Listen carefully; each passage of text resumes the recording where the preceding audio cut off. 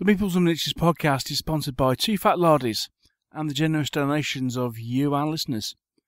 Thank you to everyone for your hugely generous support over the years. We really appreciate it. The Meeples and Miniatures podcast, episode 250. Q&A Extravaganza. With hosts Neil Shook, Mike Hobbs, and Mike Whittaker. The show was recorded on the 20th of June, 2018.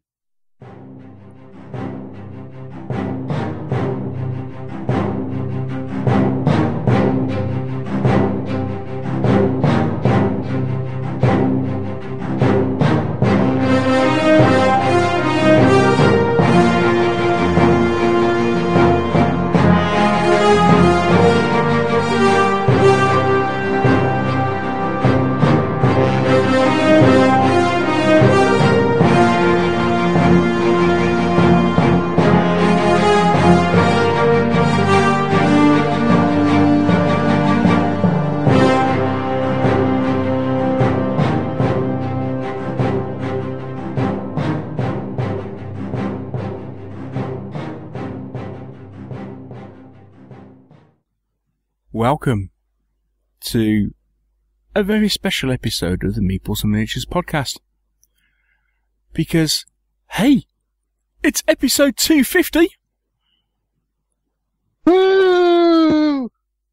Yay! Well, at least some bad crowd noises. Well, welcome one, welcome all. My name's Neil Shook. And as you've already gathered by the very poor crowd effects, that I am joined once again by, first off, we have the Welsh wizard himself. It is, of course, Mr. Michael Hobbs. Hello, everybody. Hello, Neil. Hello, Meeps. Hello, Mike. 250, eh? Ooh. Indeed, 250. 250, mirroring the women's 2020 score, England women's 2020 score. There's got to be some sort of symmetry there somewhere, hasn't there? Mr. Whittaker, welcome, our resident bard.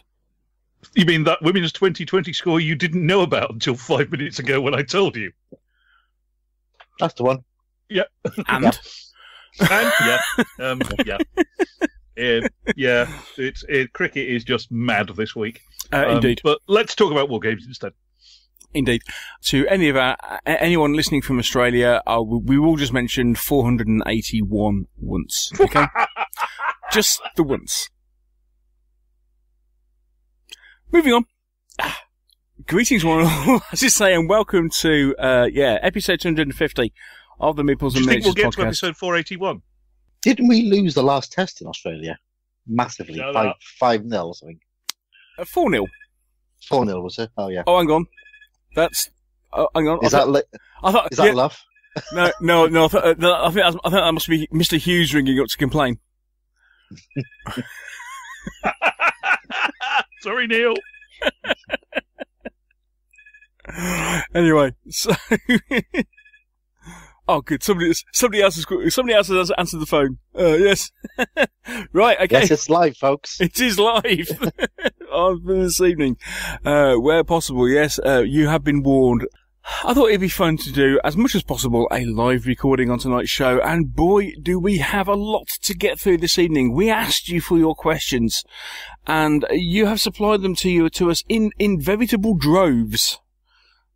So it's going to be a bit head down and go. There are some brilliant questions in here that will probably warrant a podcast in and of themselves.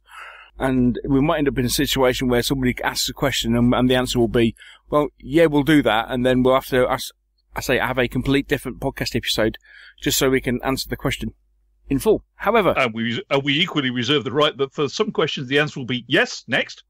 Pretty much. Quite possibly. Okay. But we will start by answering two questions which have been posed by one of our favourite miniatures painters. It is, of course, Seeger.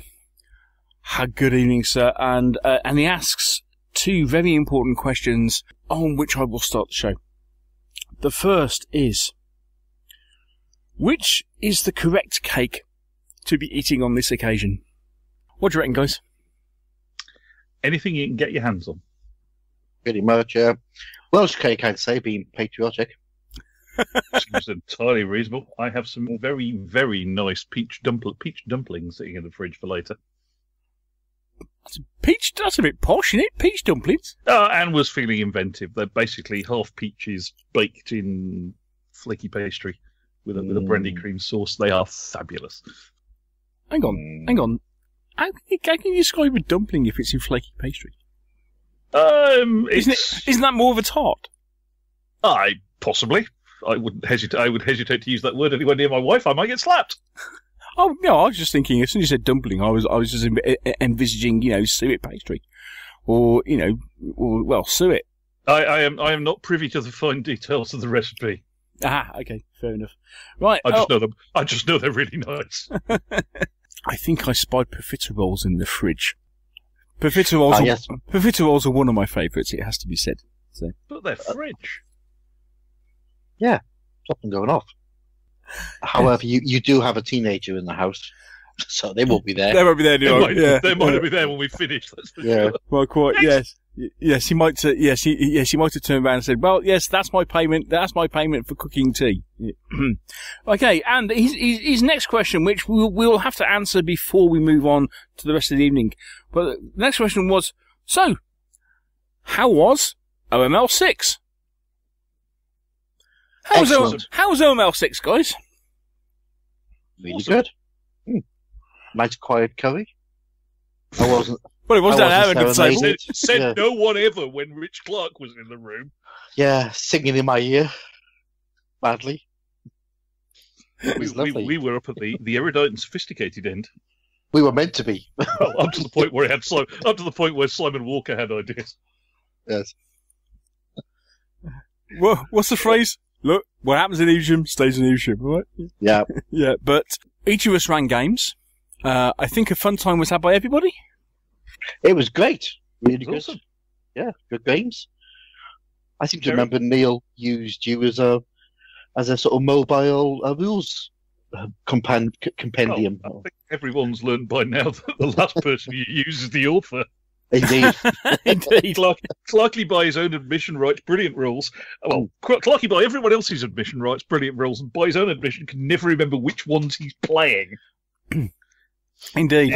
There's video evidence on Beasts of War of him applying Chain of Command close combat to a sharp practice battle.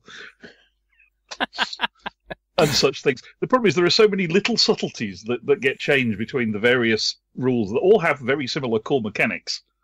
And poor old Rich has to try and keep them all in his head, and I think he's allowed to fail occasionally. Yes, I was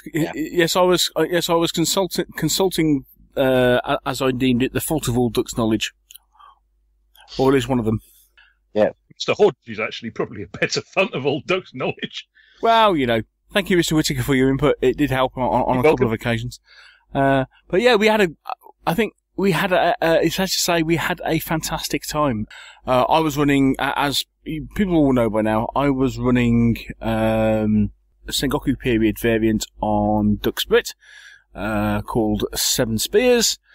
I won't sing, I promise. Mr. Whittaker, what were you running?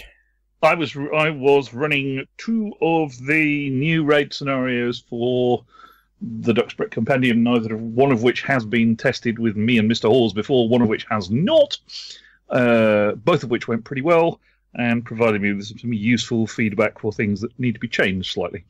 Cool. As one of the one we played before is the boar hunt, which seems to work quite well. Although I'm still not quite sure of. I need to tweak the rules a bit to stop the boar getting pinned against the edge of the table, which seems to be a bit counterproductive.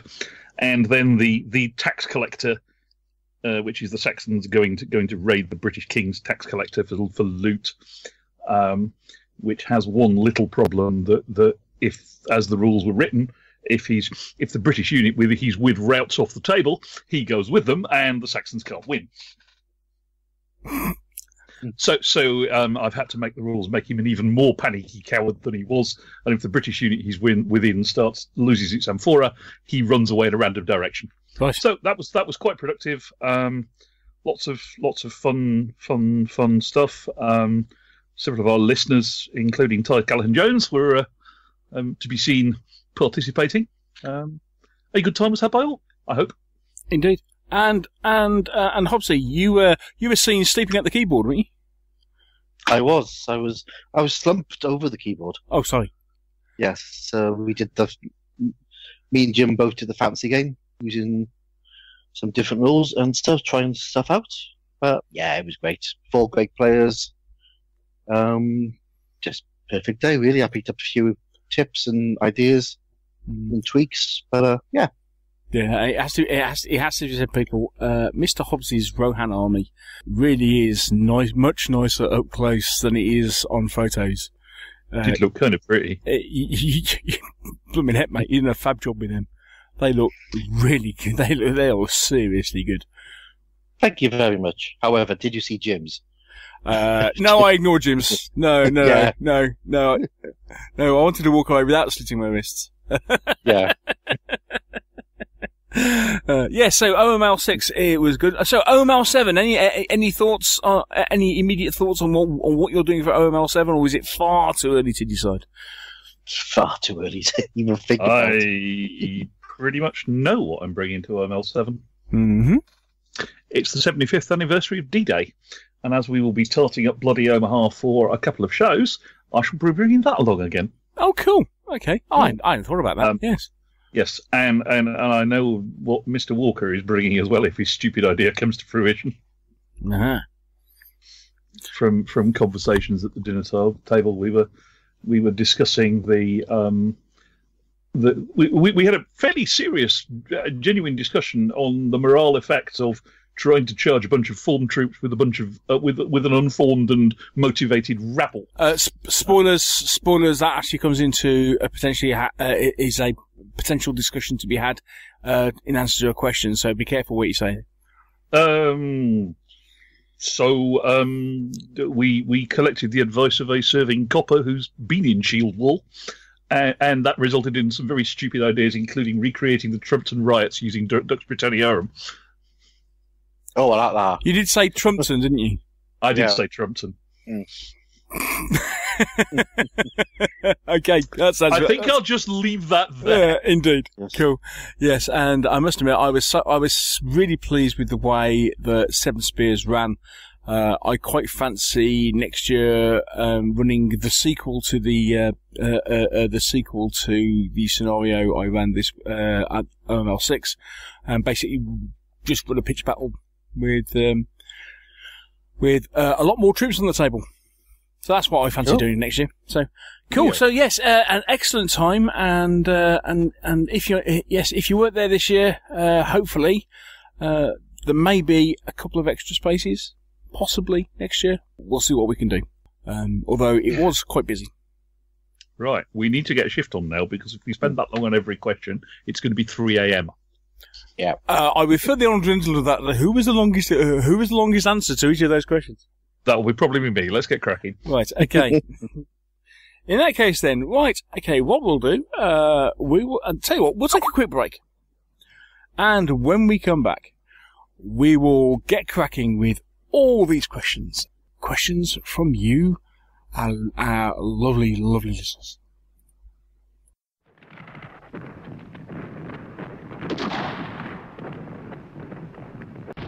I must get through to Sergeant Watson's position. Jenkins, cover me. Sir.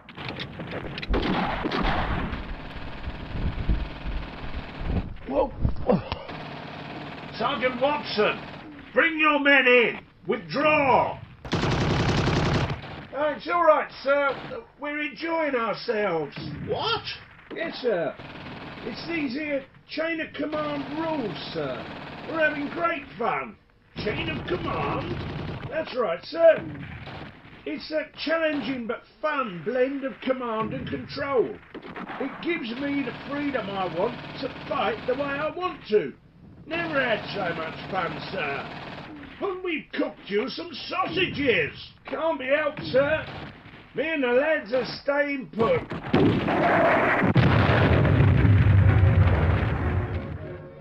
Chain of Command, World War II, platoon level rules from two fat laddies. They really put you in control. And they're even better than sausages.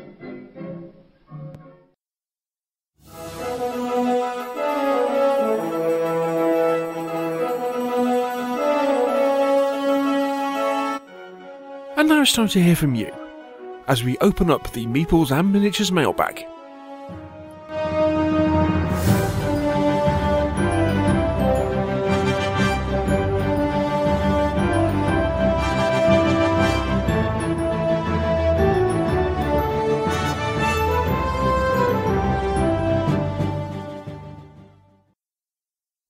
So let's crack on, shall we, with our questions for this evening. So first off, hello to Alex Woodrow. Hello Alex, thank you for your question. Right. You might already have had this one. We haven't, because it's the first question. But if the Meeples presenters were all neophyte gamers, new to the hobby, and with an annual bonus burning a hole in their wallet, what game/era would they choose to start their collections with the wisdom of hindsight? That first to Mr. Hobbs. Fantasy. I think I'd go for fantasy. Because deep down I am just an old fantasy player. Mm-hmm. So you or maybe Conan. Possibly Call of Cthulhu. But, something, generic-y fantasy-like. Okay, cool. So, fantasy, any particular armies that you start off with? No. No, okay. Just fantasy. Something fantasy here. Right, Fantastical-ish. Okay. Fine, okay. Mr. Whittaker, how about you? Well, assuming I can start now, rather than back when I started, probably 15mm World War II. Lots of it. Yeah. Yeah. Good choice.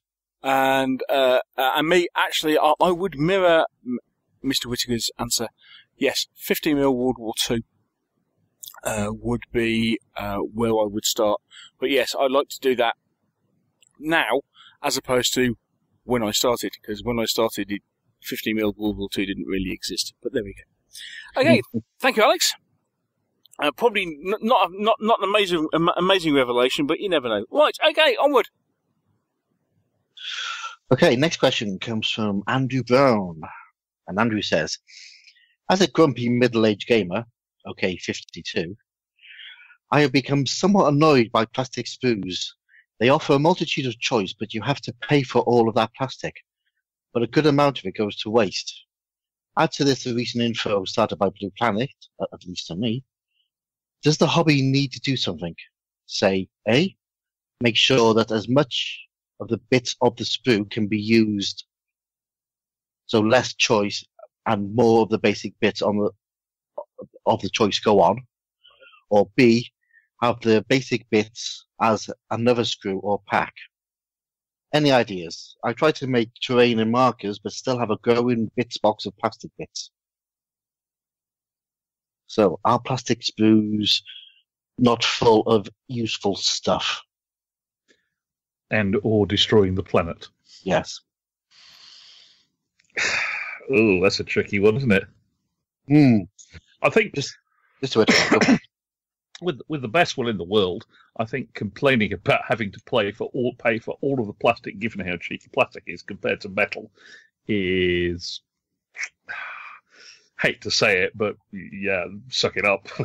To be honest, yes, a goodly amount does go to waste, but that's the price you pay for having the one sprue that will do many, many things. Witness, for example, those lovely Plastic Soldier Company Universal Carriers, where they have tried quite hard to ensure that if you want to make a fleet of 9 wasps, you can. But it's quite interesting to look at the converse, which is if you look at their range of Shermans, they actually produce subtly different sprues for each variant, and you don't wind up throwing much away apart from quite often a 75 versus a 76 turret, and that's all. So I think it's kind of down to the designer how you go.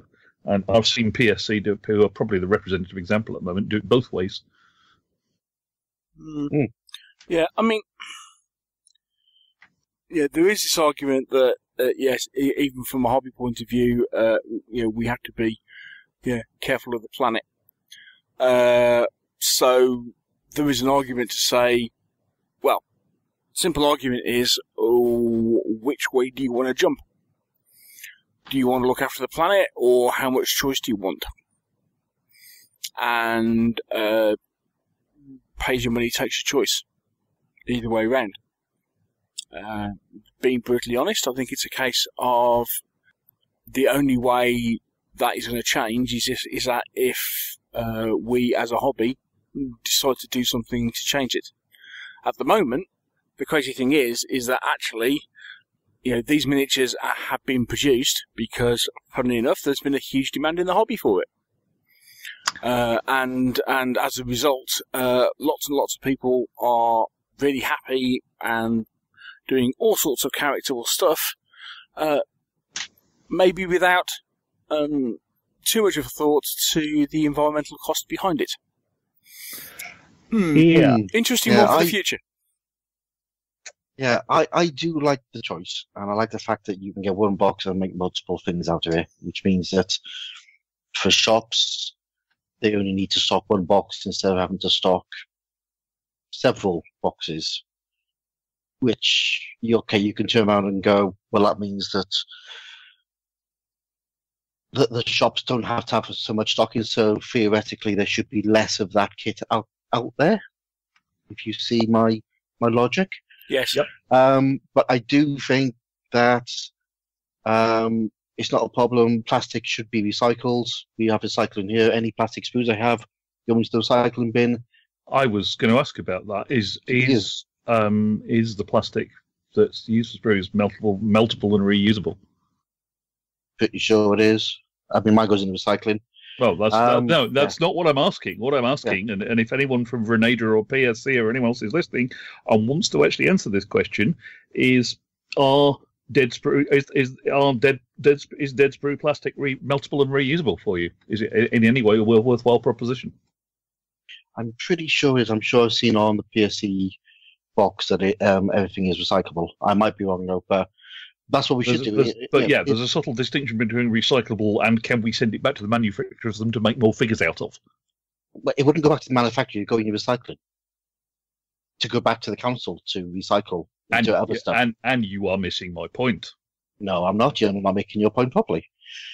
It's recyclable. It goes in the. I don't want to recycle it back to the council. I want to give it back to Renadra to melt down to make more figures with.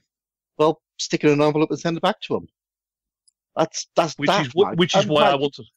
You're being daft. You don't send stuff back to the manufacturer to recycle. You send it to the council to recycle. Yes. We don't yet. I'll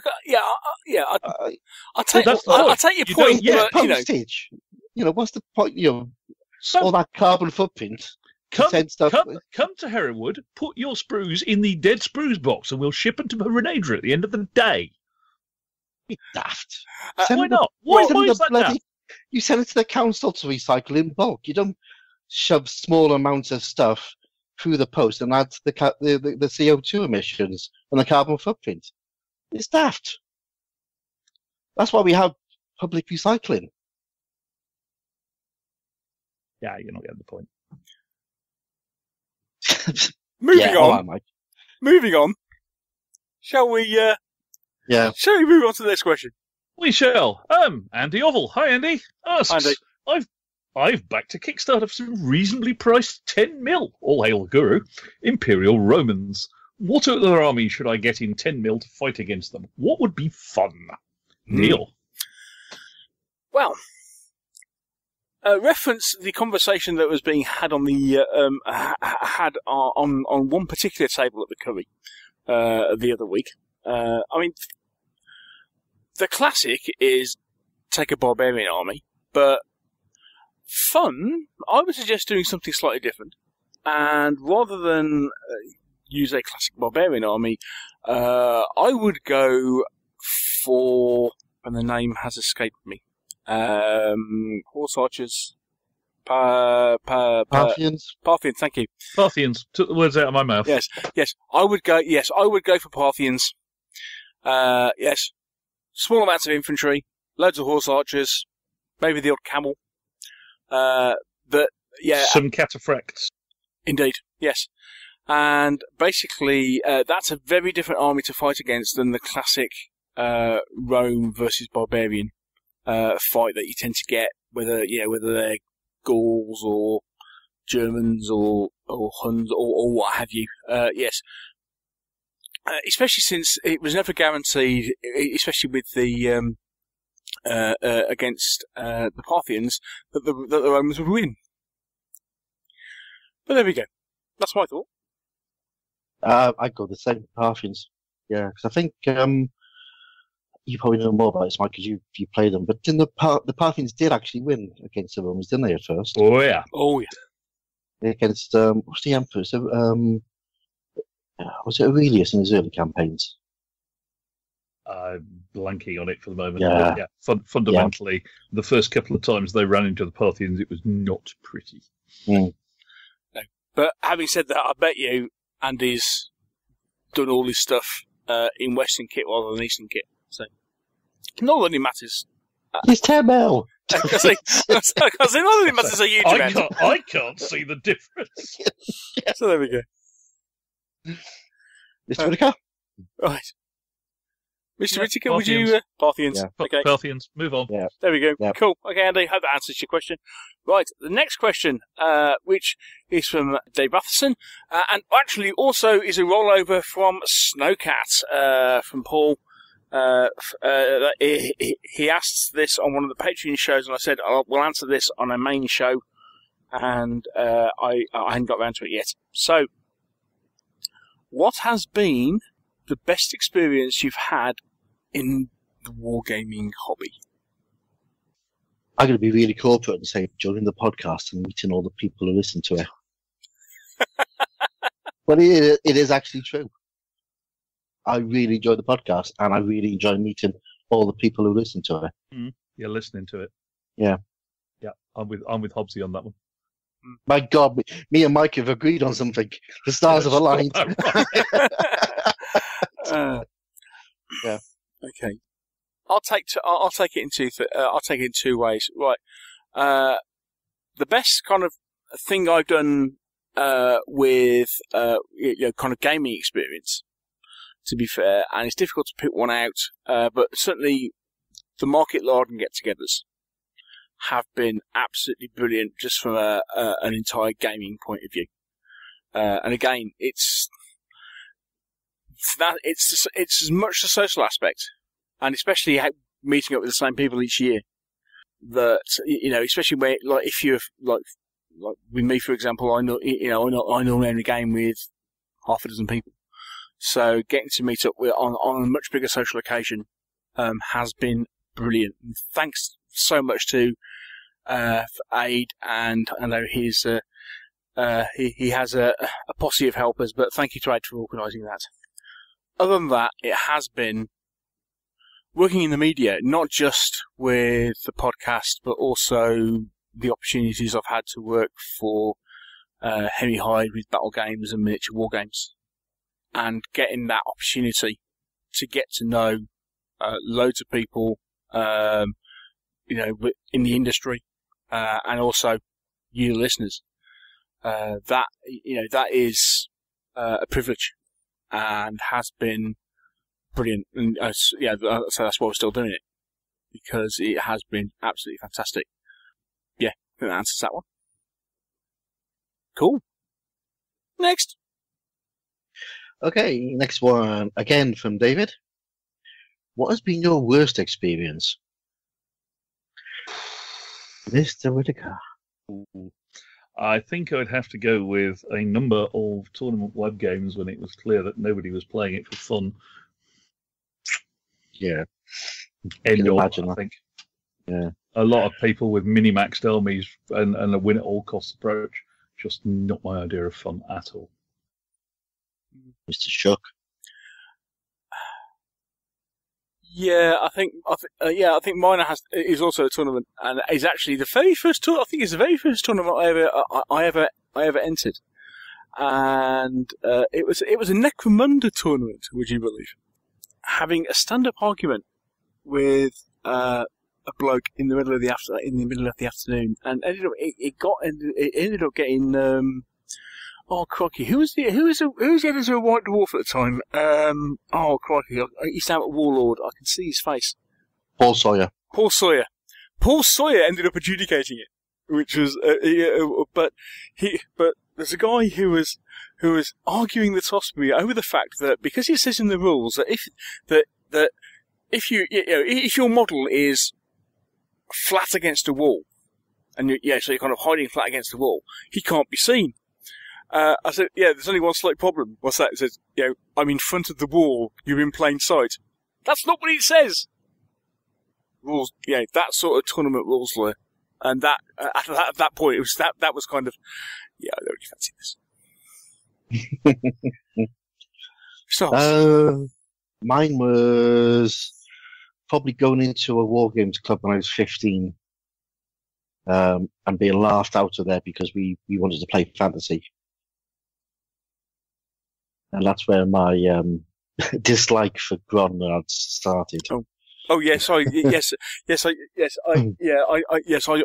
witness to that. Yes, walking into a war games club and being told that, oh no, you don't want to play that. You want to play a proper game like DBM. Yes. Yeah. Yeah. Didn't go back there for funny enough. Yes. Yes. Inclusiveness, people. It's the name of the game. Yes. Right. Mr. Whittaker, next one. Aha! Mr. Matheson again. What's been your biggest regret? Have you missed out on a game or project that you really regret not getting involved with? Mr. Shuck. No, I bought them all. No. Yeah.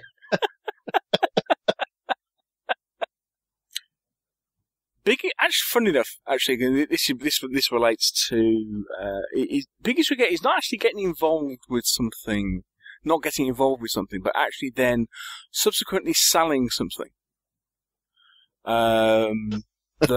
Subsequently selling something. And then look back and go, I really, really wish I hadn't done that. I did actually manage to get my hands on several figures. I could have actually made a warband of Wolfen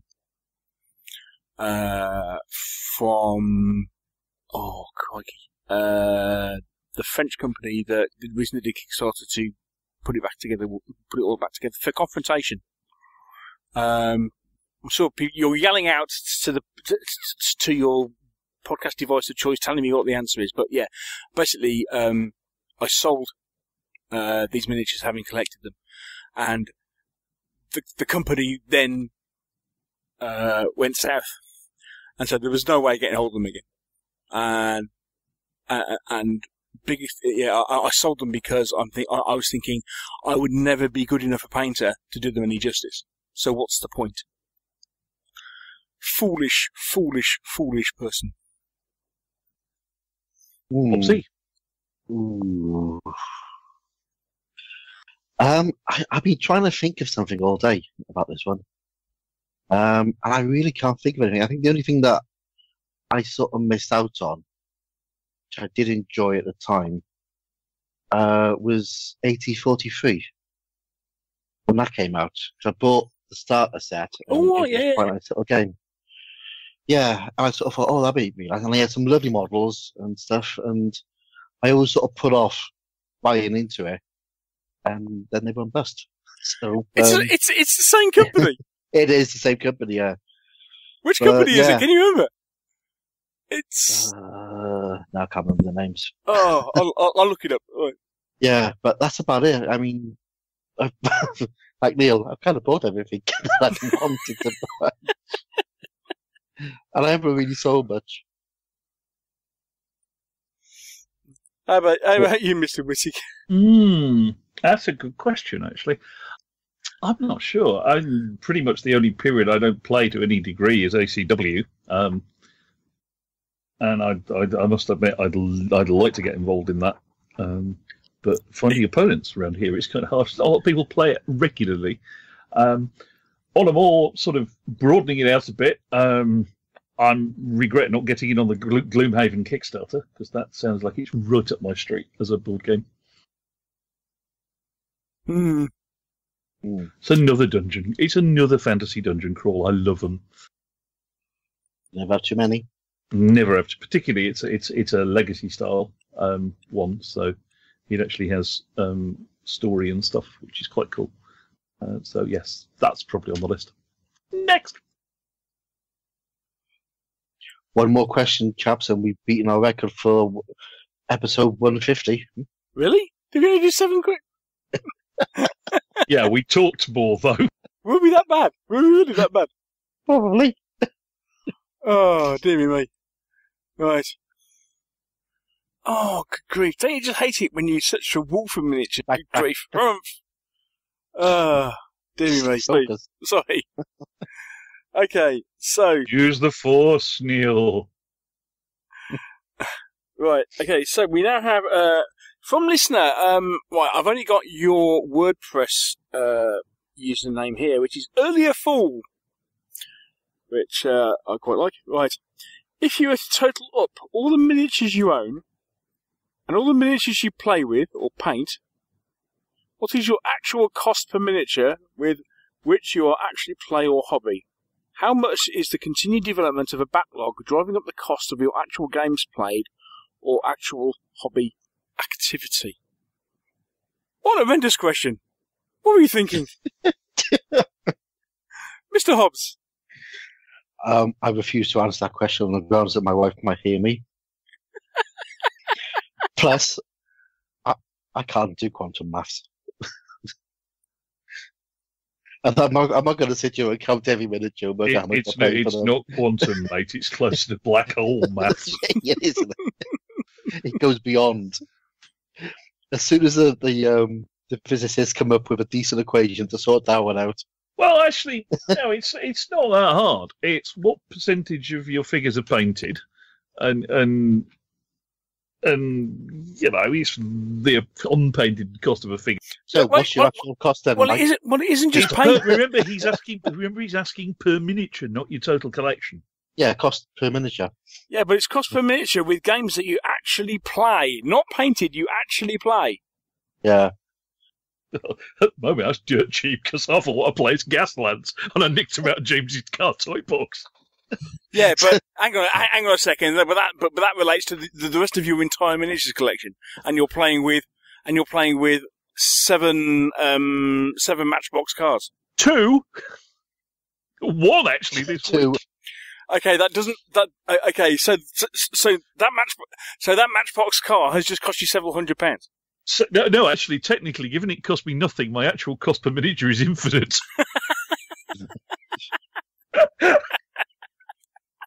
Yeah, I wouldn't like to count up how many miniatures I've got painted, unpainted, and then currently being played with regularly. No, it's a good. It's a damn. On the more serious side of that, I think all of us have got slightly frugal lately. And I don't think it's actually as such driving up the cost of our actual games played as much as it used to be.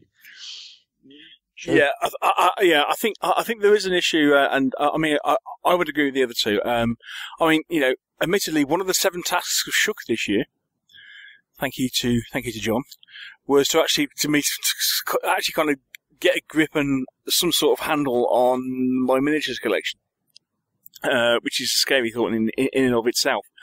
Which so just goes to show just how many different things I've actually got. However, I have become far more sensible in the last couple of years, 3 or 4 years. I still have the odd, you know, we have the odd splurge, but yeah, is the continued development of a backlog driving up? Possibly, but I'm not buying quite. You know, having said that, I would be doing so much better if I hadn't backed Mythic Battles. You know, when you get ridiculous Kickstarters like that, all of a sudden it's like, okay, here you go, here it is, and by the way, have 260 odd miniatures or whatever it is. You know, what can you do? Stick them on eBay and sell them for 2.5 times what you paid for them. Oh, no. Foolishness. No, but think how many toys I bought with that. Yeah, but you've missed it. But you've missed a blooming good game. Never mind. Moving on, shall we? which I'd never have had time to play. Hang on, And the next one.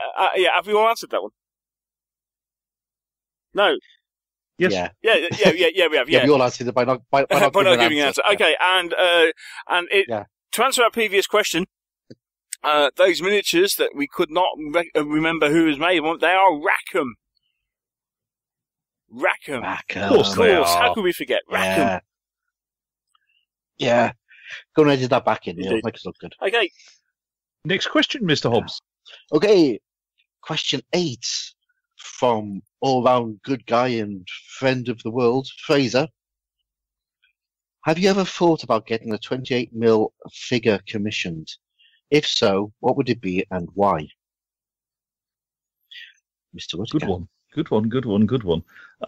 Now, interestingly enough, there have been recently three answers to this.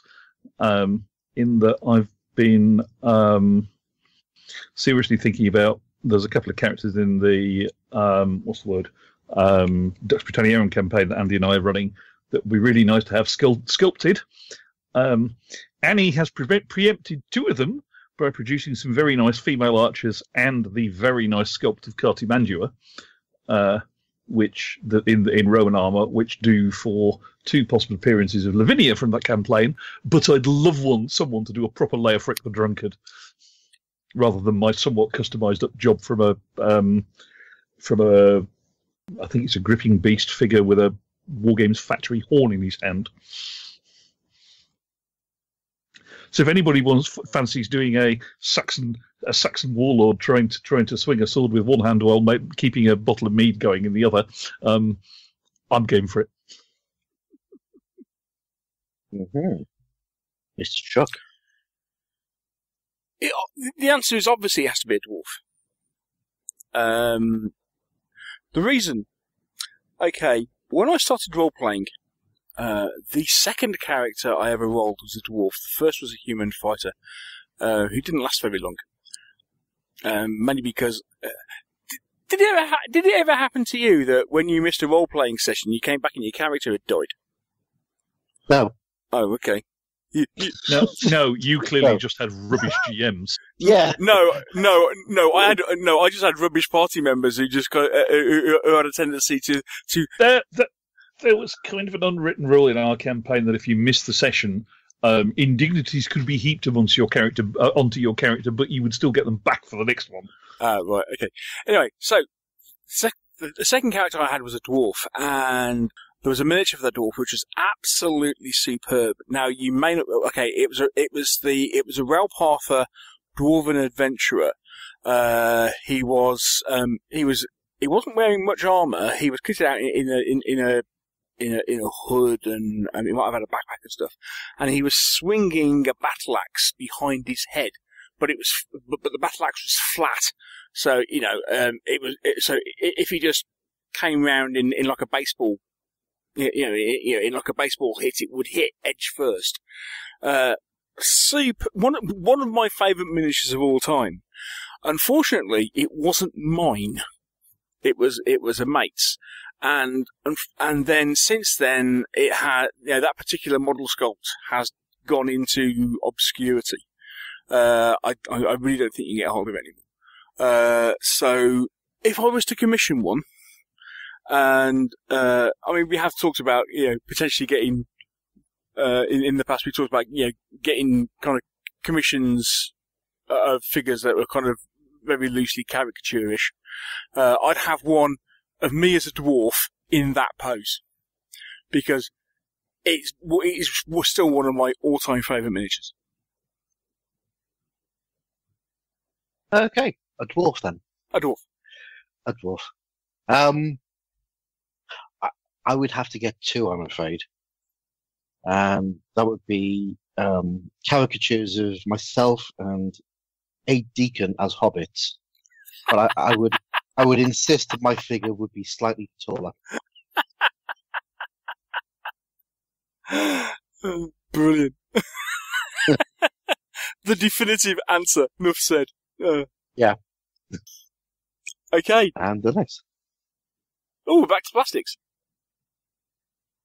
Mr. Whittaker. We are indeed, yes. And this is Gary. Yes, covers a multitude of sins. A Gary of some description. The hobby seems to be in a plastic golden age with several really good manufacturers. Do you think this is hurting the smaller niche figure companies and lines? Do you think the improvement, if it has, of quality of plastics has led to an effect on painting quality for what is good enough on our tabletops? Ouchie. Neil. Okay. I'm not quite sure that, plastics have driven the effect on painting quality. Although I suppose I kind of get what you mean in the fact of, well, because you have cheaper, more numerous troops, and your individual models are cheaper. Whether that relates, it means that you end up not taking quite as much care when painting them, so it ends up driving a good enough. I don't know if that's what you mean, Gary, but I'm not quite sure whether I agree with you on that one. Are they hurting the smaller niche companies? I don't think so. Basically because unless your name is Games Workshop, you will never be producing, I hardly think you'll ever be producing plastic miniatures that a lot of the niche companies will produce, because it simply isn't cost effective to do so. Plastics work really well for rank and file, or where you're selling an absolute shed load of volume. A big company like Games Workshop can produce what it likes in plastic simply because it's got the volume of sales. Smaller companies who produce plastics go for mass troops, okay, plus the odd the odd officer and stuff that you can fit in the sprue simply, but because of the rest of what you're producing. Plus, they wind up at the back end of Renadra's or everybody else's queue compared to the big boys. Yes. Will it do away with the niche? Not at all. Not at all. I would suggest if it hasn't done so by now, it won't. And to be honest, we've seen enough niche companies that are doing very fine, thank you very much, producing fantastic stuff in both metal and resin, that I don't think anybody has to worry too much, unless the cost of producing those figures simply becomes uneconomical. Hobbsy, what do you think? I wonder if Gary's getting at the point that if somebody releases a plastic box set where there are already metal or resin miniatures out there, whether that has an effect on those sales. So, for example, if Warlord produced, they had a recent set of US World War II miniatures come out, whether that would have affected the sales of, say, Artisans or another miniature manufacturer. I don't know, maybe over the short term. Over the long term, I know there are a lot of people who like plastics because they're cheap. And I know a lot of people like metals because they're simpler to prepare. You literally just have to run a scalpel over the mold line for metal and it's pretty much ready to go. Whereas plastic, you have to spend some time putting it together. There's pros and cons. But as Neil said, I don't think it's going to have that much of an effect in the long run.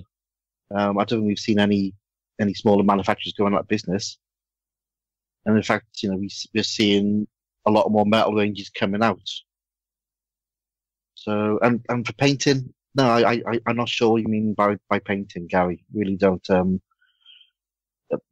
To me, I paint a figure exactly the same. I don't care what it's made of. It just gets painted.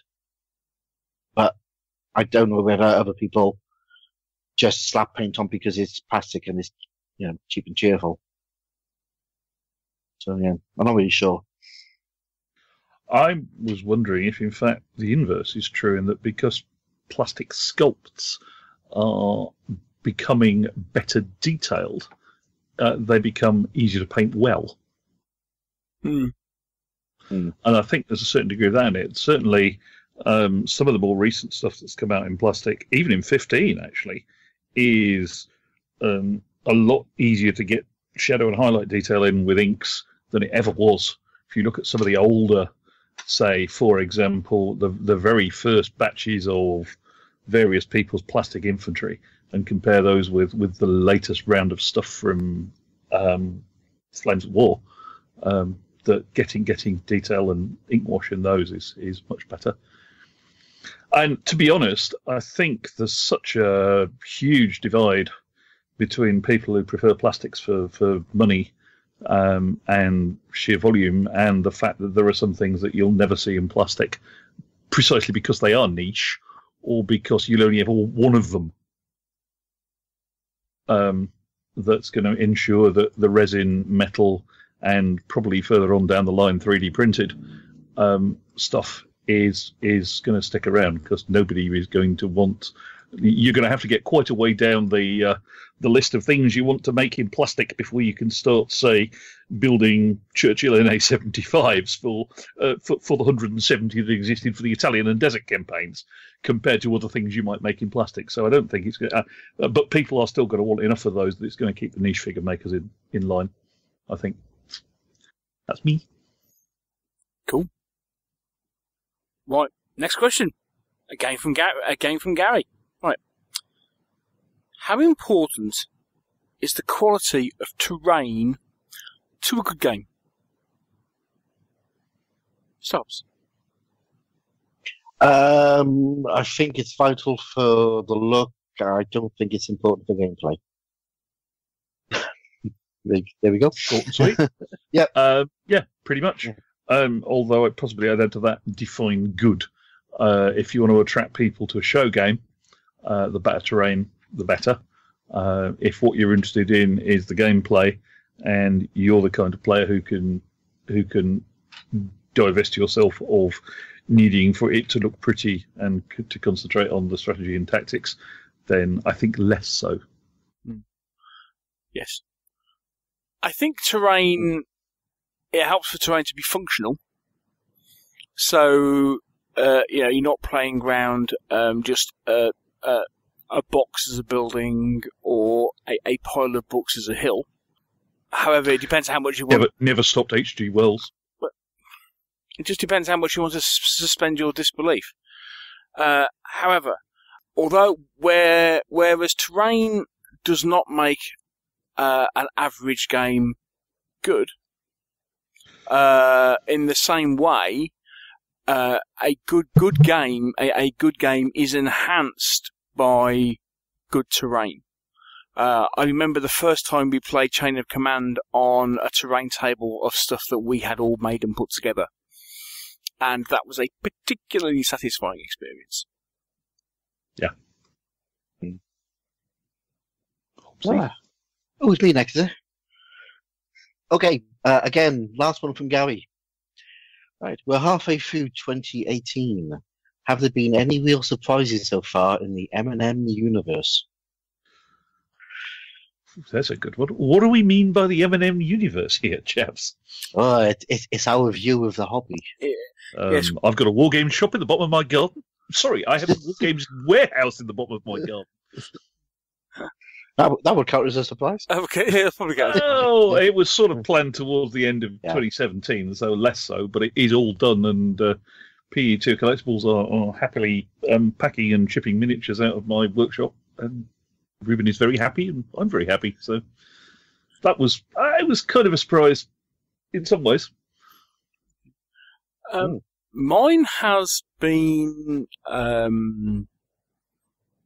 the resurgence of, for want of a better phrase, a particular style of gaming, as in kind of retro dungeon crawl, pick your own adventure, or that kind of style or look of game. And by here, we're starting to talk about things like having played like Seventh Continent, things like getting back into playing Warlock of Fight Up Mountain and stuff on the phone, but that was coming out of playing like was it what's it called? Fear the Dark Castle? Fear the Dark Castle, and Four Against Darkness. And that sort of ilk of game, which is quite retro, and suddenly, all of a sudden, you're back to being a teenager playing RPGs, and that was something I didn't expect to be getting back into in my early 50s.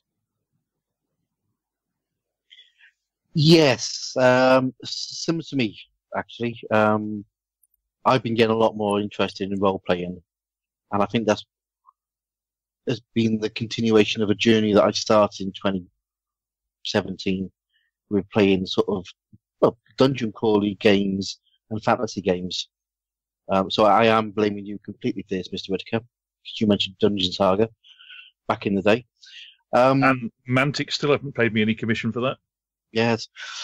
That's been a big one for me. It seems as well, and this might be just my very blinkered view, that role-playing games have suddenly become quite cool. And people I speak to at OML and other events have sort of come out the closet almost and sort of said, "Oh yeah, I actually like playing role-playing." Is that partly because the advent of quite a lot of RPG light stuff, which draws people in who aren't necessarily the RPG side of the hobby, and then then those of us who are from the RPG side of the hobby sort of cross-pollinates them. Yeah, it could be very, yeah. But it's something that's been happening especially over the last 2 or 3 years. I mean, you start, you start looking at things like, for example, classic things like Critical Role on Geek and Sundry on YouTube, where all of a sudden it's cool to be a role player. Yeah. And that's only come up over the last 2 or 3 years or so. I think it's probably indicative of the way the hobby is going. People have always said about the hobby splitting in too many directions. I think the hobby has come together now a lot more, and we are just gamers. People who play games will play any sort of game, and I think that's part of it, and that has been a bit of a surprise. And may it go on. May it continue. Yes, that's the word I was trying to say. Yes. Right. Thanks, Gary. Good questions. Moving on. Ian Hamilton. Comments, please, on the rise of miniatures in board gaming and the frequency and cost of expansions for said games. Is the hobby in danger of pricing itself out of this trend? As a Star Wars fan, I'd love to be able to purchase Legion, but already the cost of the base game plus expansions released so far goes well over my annual gaming budget. Will this end in the majority of us having to choose just the one game to play and follow? Right, okay, so, first off, point of order, Mr. Hamilton. Legion is not a board game.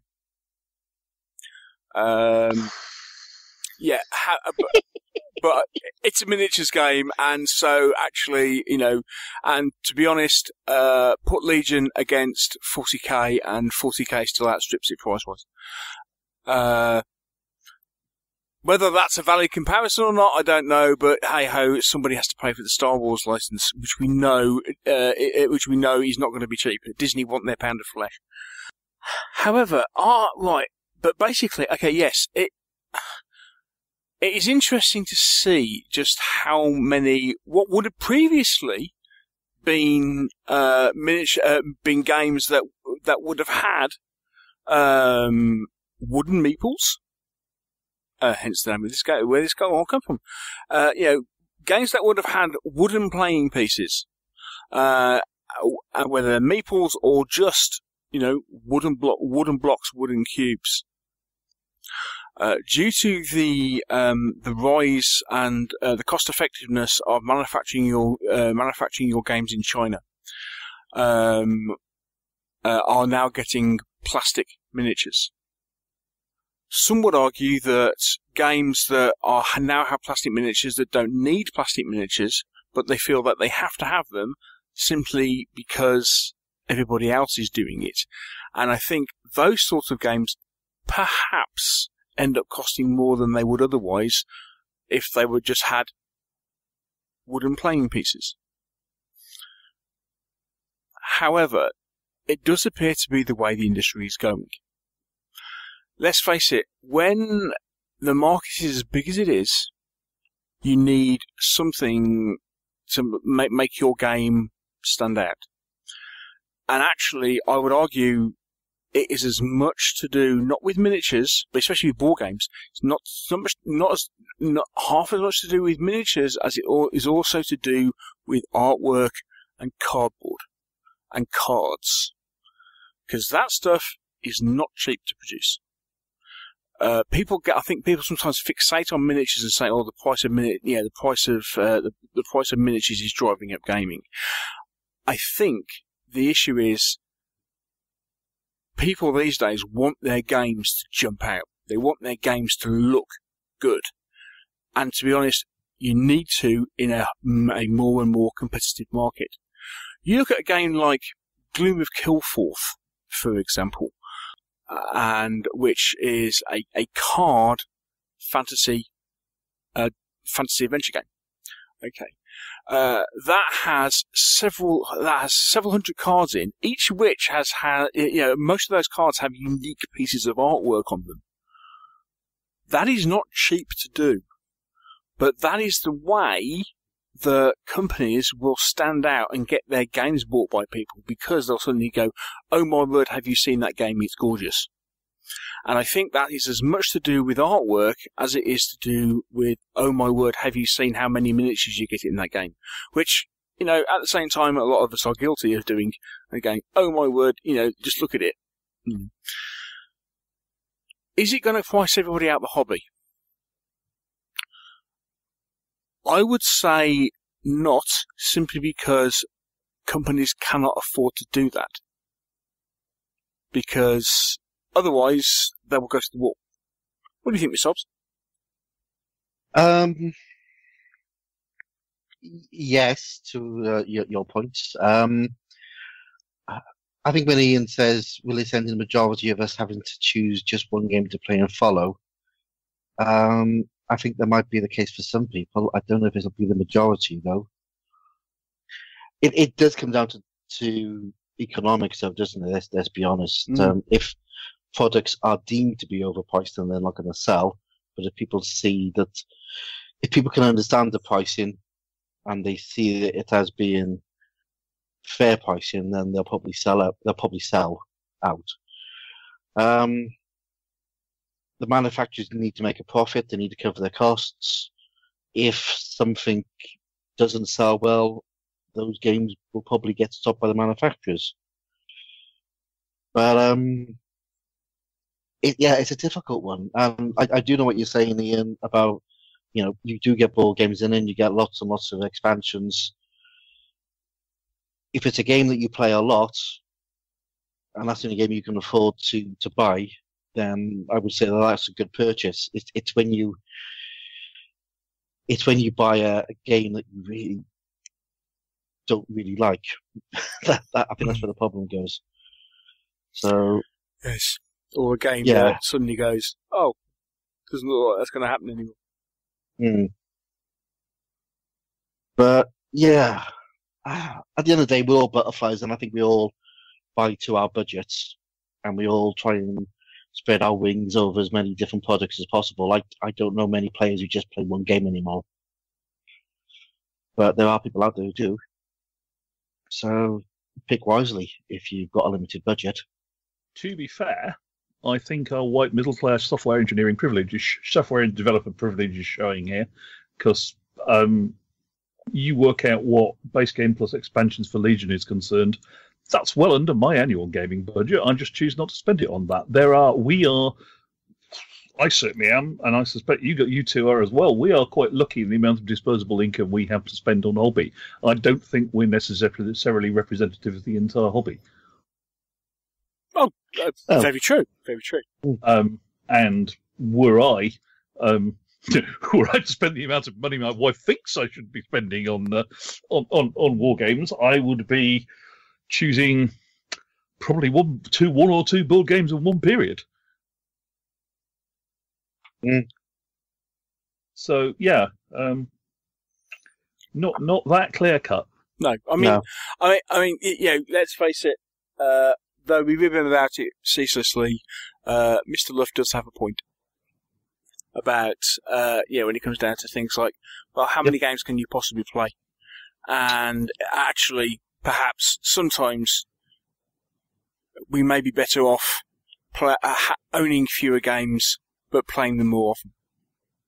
I mean, it's crazy talk, isn't it? But, absolutely honest. I could stop buying board games and figures now, and I'd probably still not play everything that I own before I shuffle off this mortal coil.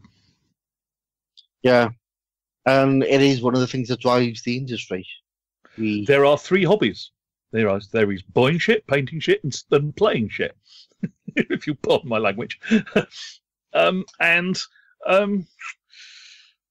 Some of us are better at some than others. Yeah. There's actually 4 hobbies. There's also selling stuff you don't want anymore. That's heresy, sir. Heresy. But yeah, there's obviously a market. Otherwise, firms wouldn't be in business, and the gaming industry is booming. So people are buying stuff. I know what it's like to be, skint. I had to go a year when I couldn't buy anything. Actually, went about 2 years without buying anything. Come on, we were all teenagers at a point when none of us could afford anything but the odd box of Airfix plastics and would sign wistfully at minifigs lambing. Oh, this was when I was 30. But I mean, think back to when you were a teenager and you were looking there and thinking, oh, I'd love some whatever. In my case, I'd love some lighted British rifles to go with my Airfix Napoleonics, and I ain't getting those because they're metal. Can't afford them. Where was your banana oil, Mr. Whittaker? That's what I want to know. I coated them in PVA. It works just as well. Yeah, I couldn't afford banana oil, mate. That's a southern thing. Anyway, next question, gentlemen. That'll be you. It's on me. I thought it was Neil. Oh, actually, that would be me. Yes, that would be me, wouldn't it? Okay, it would. Okay. Question from Jack Sarge, which is probably wants a very quick answer. Would you blokes consider recording an episode where you run a one-shot role-playing game adventure? Yes. You seem to have all the interest in RPGs. It would be fun to listen to you all interacting with an adventuring party. Who would be the GM? I wonder, what system would you choose? Mr. Hobbs. We've done it. It happened about 4 years ago. That's how we met Mr. Whittaker. God help us. Yeah. I would love to. I would love to play RuneQuest. And I'd have an outside GM, I think. I think it'd be fun to have us all on the same side. So yeah, for me, RuneQuest, new version. Mr. Hobbs? Sorry, Mr. Whittaker? Me, anything at all, ditto. Yes, Jack. Look back in the show archives for Meeples on the Edge. The GM was a certain Mr. Rich Jones, and we played the first Star Wars role-playing game, Edge of the it's Edge of the Empire, wasn't it? Edge of Empire, yeah. Edge of Empire. Yeah. We acquired and shed players right, left, and centre, but fundamentally it was us three. Yes, plus certain hangers-on. Would I do it again? In a heartbeat. In a freaking heartbeat. Yeah. Would we record it? Yes. What do I fancy playing? I am really intrigued by the One Ring that Mr. Hobbs has bought at the UK Games Expo. That really appeals. But in short, anything. Don't care. But yes, I'd do it. Right. Cool. Next one.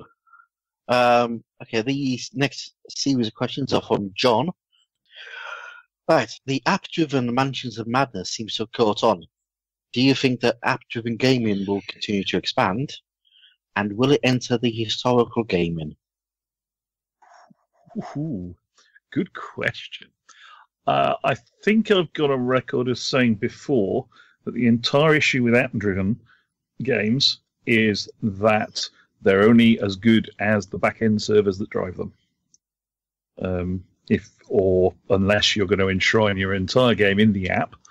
And as soon as interest drops in the game to the point where you can't afford to keep your servers up for the amount of players that are on them, then Exodus, I say to you. And I think that is not going to change. It's one thing still playing a set of rules that the manufacturers have chosen not to support, Witness, WAB, etc. It's quite another when someone stops supporting the app. And for example, you get the fabulous, suppose, for example, Mansions of Madness developers decide they can't afford to invest any more time in keeping the app up to date, and Apple then release or Google release a version of iOS or Android with which the current version of the app is not compatible. And you need to update your device for other reasons. Your game just died. That's your one problem. Which, funnily enough, is exactly what happened to Exodus. Yeah. Mm-hmm. Will it enter historical gaming? I think it's less likely to, personally. I'm not quite putting my finger on why, but I think the way, because your average fantasy, we're down to your average boutique game with its own range of figures and it's small, specific to that game force, and which is much less of a thing that happens with historical gaming. I can see it happening for some bits of games which are easier to compute and moderate. Witness, blanking on his name, Gavin, friend of mine from the club, did a very nice campaign moderation system for the Peninsula War campaign he ran for a while. But I think on the whole, it's going to generally be tied to one of the more boutique universe-specific figures, universe-specific rule set kind of games than it ever is historical. But that's just me. I might be wrong. Yeah. Much as I love Mansions of Madness, and I've really enjoyed the app for Imperial Assault. That works really well as well. I imagine the same app for Descent, for example. I know there's one for Descent. Works. As you say, there is this danger, quite simply, of unless you, both Imperial Assault and Descent have a backup, whereas the app is an alternative way to play. The existing rules are still there for a human to run the game. In the second editions of Mansions of Madness, they quite purposely did away with that. You can't play the game without the app. There are other games, for example, I think, the XCOM board game, a game from Fantasy Flight, is another example of a game that if the app doesn't exist, you can't, that game suddenly becomes unplayable. I would defer to Mr. Whittaker's answer as to, is it liable to be sustainable? If it's a big publishing company, then you're more likely to be in luck. For as long as that game remains in its catalogue. Lose a license, and especially if it's a licensed sort of game, and then things might change. So they're very good, but undoubtedly there was a risk, and this is obviously from somebody who was stung rather badly on one of them. Will it ever enter historical gaming? Yes. And why am I so certain? I've play tested something. And I will say no more than that. Right. Yeah, I completely agree with what Mike and Neil have said. I can see apps being used more in board games, because I think in board games you've got a very distinct playing area that you play on, which I think suits the whole use of apps, because they can mirror what's on the board in the app. But I think we'll probably have a phase where apps will start to come out for lots of things and have no real use, and then it will settle down, and people will start to use apps in a way that will enhance a game.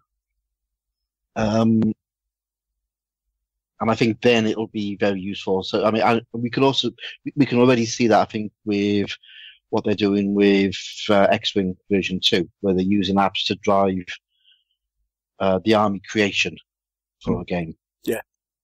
For historical, I don't know about apps being used very much for historical tabletop gaming, but I do think they will have a use possibly as campaign drivers, as a campaign system. So, shall we say, an off-table campaign could be played via apps by players in an app, which would then generate the next game that they play on the tabletop. But I don't think it's going to go down the route as it did with Excelis, with everything being moderated on the tabletop. So I don't think an app can actually model that properly. There's too much chaos on the tabletop for it to actually map it. Does that make sense? Perfect sense. But good question again. Whose turn is it to ask? In mine, at which point we will be nearly a third of the way through the questions. Good time for a break. So, Stop think? preempting me, for goodness sake?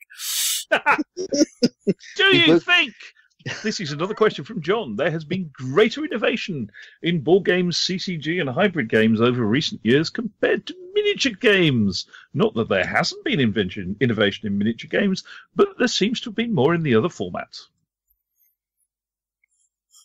Neil. It's an excellent question. It's an excellent question that could demand two different types of answers. I'll go for in light of the amount of questions we'll have to get through. I will go for brevity and say yes. To the point where we're actually seeing miniatures games starting to get influenced by what's going on in board games. Part of that, I think, is possibly due to the sheer amount of board games that have been published in the last few years. At the moment, I think the cutting edge with mechanics is on board games and hybrids. However, at the same time, the converse thing is, it's getting to the point where it's very difficult to get an innovative mechanic. So what you end up doing is having different combinations of existing mechanics being put together in new and different ways. Hobbsy. You stop saying what I was about to say. For now on, Mike, I want to go before Neil. We'll swap the order for the next 15 questions. Yeah, I think it works both ways. There has been a lot of innovation in board games. There has been some innovation in miniature games. I think that both sides of the hobby are learning from each other now. And this is probably why we're seeing miniatures now appearing in board games. And I think the hobby is a lot better for it, and we're an awful lot less insular than we used to be. And I think that's only for the good. So the more that we learn from each other to produce good quality games that we can all play is a good thing. So yeah. Very good question. I think the two innovations that are interesting and parallel are we've started to see a lot more miniature games with a wrapper around them which provides a narrative campaign structure. Witness, Duxbury, Sharp Practice, Chain of Command, and a number of things not produced by the Two Fat Lardies. But in almost parallel, the board gamers have discovered legacy games, which are almost the same thing. And I think that's quite interesting. As to which, I think I'm probably going to agree with Neil in that I think there's been more innovation in board games. The massive leap that is things like Pandemic Legacy hasn't really quite been matched in war games. But what madness led somebody to turn around and say, with legacy games, to turn around and say, "Hey, what you do is you play this game, and then you start destroying your game." Cards. Yes, exactly. It's. I think we're living in a really great time. I think innovation is big in everything, and it's cool. And long may it continue. Cool. And on that note, let's take a quick breather, and because we've answered a lot of questions, we've still got a lot. Drunk a lot of drunks. Back in a minute.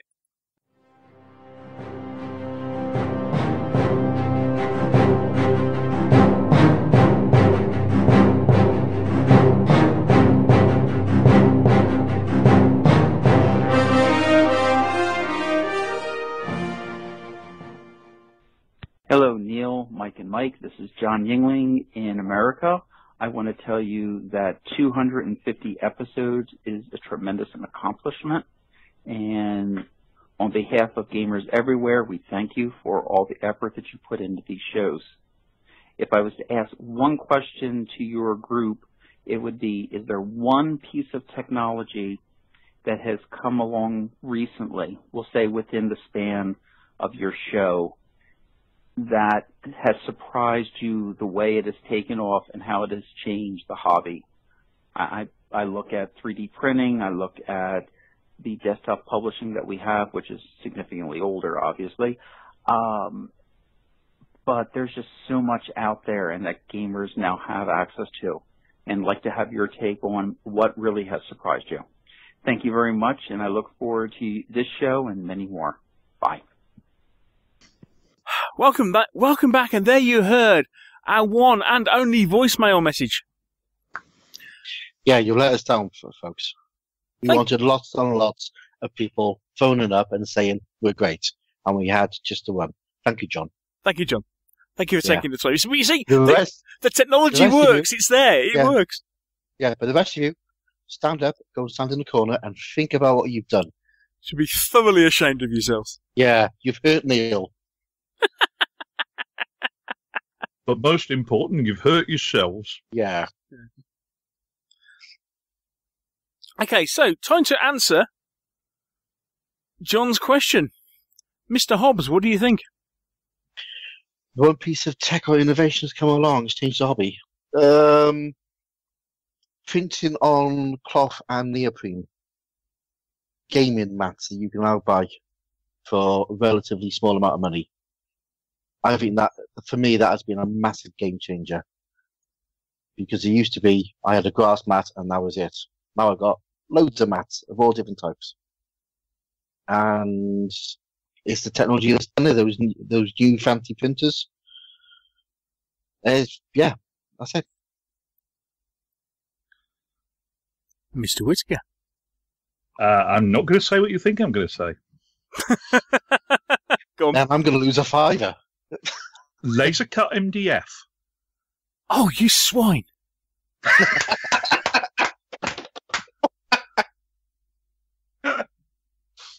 Laser cut MDF. Just take a look at any Wargames table at any show and tell me where most of its scenery is coming from these days. Yeah. Yeah, that. Or laser cut is just acrylic and all sorts of stuff, isn't it? Oh, yeah. Billions. Yeah, that has, as I say, Matt, considering we were allowed most, it was either make it yourself or buy it in resin. Yeah, that's exactly what I was going to say. Yeah. Laser cutting and, laser cutting as a cottage industry in the hobby. Down to, and it isn't just scenery, it's down to things like paint racks. Affordable paint racks and stuff like that people are... Carts and vehicles. Look at the Warbases range. Yeah. It's that is staggering. I think all that is had a huge impact because suddenly everything just becomes far much more affordable. Can I just say, oh my goodness, the Sarissa Dark Ages villa they've just announced. Yes, please. Make one be with me now. Yes, you have to thank Gangs of Rome for that, though. I don't care. Cool. Right, next. This is question 16, people. Again, we're back to John. So We've pretty much just answered this question, actually. sort of. Yeah, there seemed to be a much greater emphasis on solitaire and cooperative play in board games and CCGs in the last decade or so. But these forms of play don't seem to be reflected as heavily in miniature wargaming, particularly historical wargaming. Do you agree? And if so, do you think this will change? Mr. Whitaker. Yes, I do agree. No, I don't think it'll change. I can be a little more expansive than that, if you like. I have just lost the question list. That was annoying. Do I think it will? I think, really, I don't think the war games hobby as such is ideally suited to end people against the system games, because you don't have the nice constraints you do in board games of area or box movement.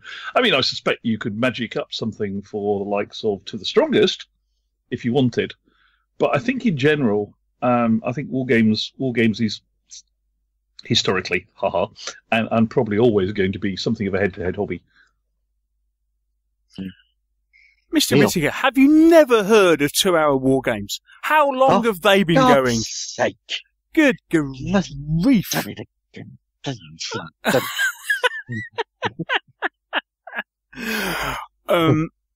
Right, okay. As somebody who spent quite a while in his hobby as a solitaire gamer, certainly for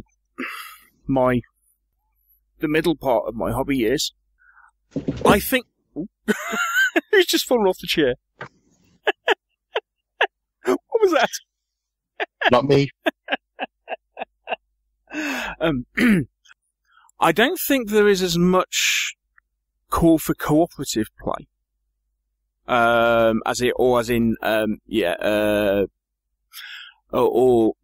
potentially multiplayer. Certainly solo play. I think there is as much call for solo play as there ever was, and actually, I think there are enough systems out there that can be played solo, or certainly have mods around that could make them play solo. As I say, looking back a few years, 2-hour war games were kind of led the field in this. But again, I mean, that's where you start getting things like 4 Against Darkness coming on again. 4 Against Darkness, you can play it as a multiplayer game, but it's designed as a solo play game. Now, that's maybe not. You could say, well, that's not a miniatures war game. That's basically like a solo RPG. But yeah, I think there is still a call for solo play. I would like to see more of it.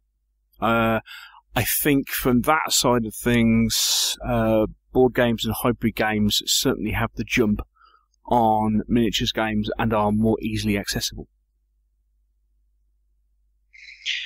Yeah, I do agree that there's definitely a lot more in board games and card games, and I think it fits.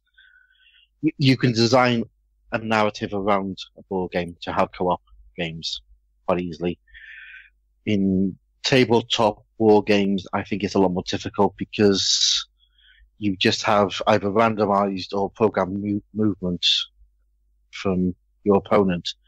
And whilst that works in certain scenarios, as Mike said, it's sort of like the Zulu effect, where you have a small amount of plucky Brits fighting wave after wave of Zulus. That could be soloed, but for a truly tactical game, I don't think you can do it with solo gaming. It always comes down to something will move randomly on a roll of a dice. So, will it continue? I don't know. I'd like to see more of it. but I think possibly solo players might be more interested in playing board games and card games.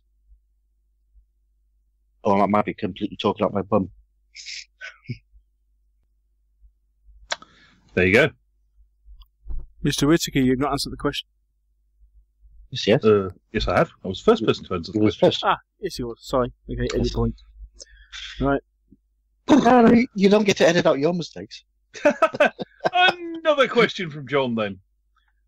What do you think have been the major trends in miniature gaming over the last 10 years? Some suggestions: 28mm figures, MDF terrain, rules using cards and or custom dice, shorter games, smaller games, 3D printing, hybrid games, glossier rulebooks. Take it away, Neil. It's almost, can we refer the Honourable Gentleman to our previous answer, isn't it? Not quite. Major trends. Well, certainly we've seen the plastic revolution, which has definitely, I think, had an impact on the hobby and on people's figures and what they collect. I think desktop publishing, glossier rulebooks, general quality of rulebook has and in addition to that, people's expectations of what what companies will produce has changed dramatically in the past 10 years. I think the days of the A5 set of rules, text heavy, no pictures, is gone and forgotten. Well, not forgotten because some of us still own those types of rules, but yeah, I think that age is gone. Smaller games has been another one of the big things. The advent of the game on the 3-foot board, which I know some people love and some people loathe with a passion.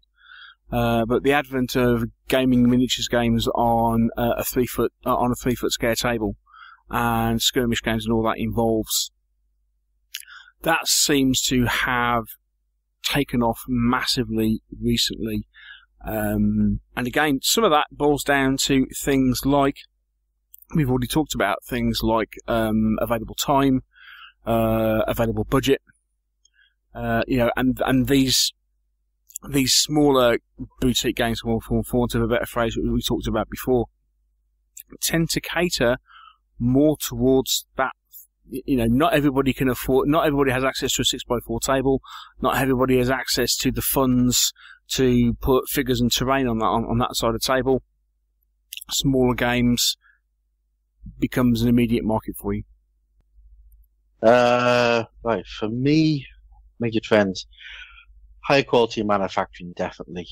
I think we've seen massive improvements in miniature production, rules production, and everything around that. Crowdfunding, I think, has been a major trend in the last 5 years. We can argue whether we think it's a good one or not. Yeah, well, I didn't say it was good or bad, but yeah, we've seen it has been a major thing in the last 5 years.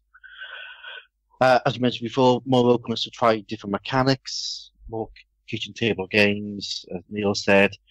And I think another thing that has been really important over the last 10 years is quality of paints and different styles of paint. Oh, good one. That is now available. Thank you. I thought I'd get one in that you didn't think of that. But yeah, you only have to look at the paint manufacturers now and what they're producing with different washes, texture paints, technical paints. The metallics are fantastic now. Yeah, for me that's a biggie. Back to you, Mr. M. Yeah, I think you've caught most of it. The one I'd probably add to that is the demise of I Go, You Go as the major means of activation. Good point. Has it demised? I contend there are considerably more games now without it than there used to be. Yeah, it's definitely gone down I mean, okay, you've still got the GW ones. You've still got the GW ones, but look at Voltex. Yeah. But let's be honest, GW is what, 2 games? You know? Yeah, pretty much. Yeah.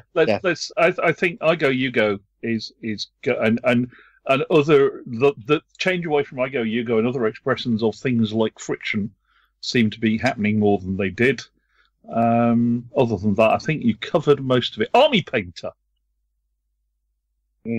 dip and wash, as well as to be more specific about some of the things about some of the paint things. The advent of dip and people wising up to how to use ink washes has resulted in a lot better looking figures a lot quicker from people who previously couldn't paint for toffee, like me. I still can't, but I just look better when I don't do it. Yeah, that's that one. Mm-hmm. Next question, Mr. Shuck. Right. Again from John. Has your favourite game changed much since the last time you did a show like this? Which apparently was episode 150. Yes, it was, because episode 200 we spent reviewing Mr. Hobbs's 1812 supplement. Which is now still available on the Two Fat Laddies website. There you go. And it was favourite games, not favourite game, just because that might matter. Yeah, now, I'm doing a disservice to John is that he did actually list for each of us what our favourite games were. Unfortunately, I've lost the email in which I haven't got visibility of that email in which he actually listed what we said each of our games was, because this is a man who really does his homework. Yes. Yes, a man who scarily seems to know more about my miniatures collection than I do. Yes. In fact, I'm thinking of bringing you up on stalking charges, but there we go. We're all doomed, sir. Indeed. Okay, but anyway, can you remember back? Okay, so episode 1, so thinking about, it's been a couple of years since we last did a show like this. So has anything come along in the last couple of years which you would say has changed what your favourite game is? It is pretty much 3 years. 3 years. We were 3 episodes after UK Games Expo for the 150th in 2015. Oh, okay. 3 years. Yeah. My favourite game changes weekly. It's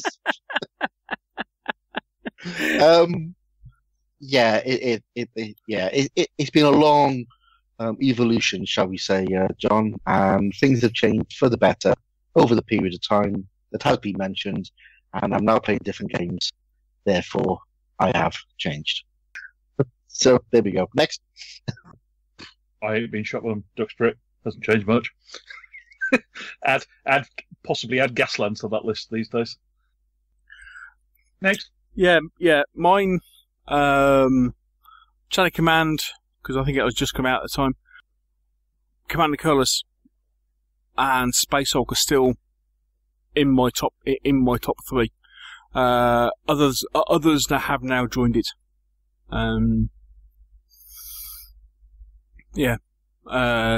Things like, but I should say, there are games, even like stuff that's come out this year, or come out in new versions this year, which are already kind of competing for my favourite game of the moment as opposed to all time.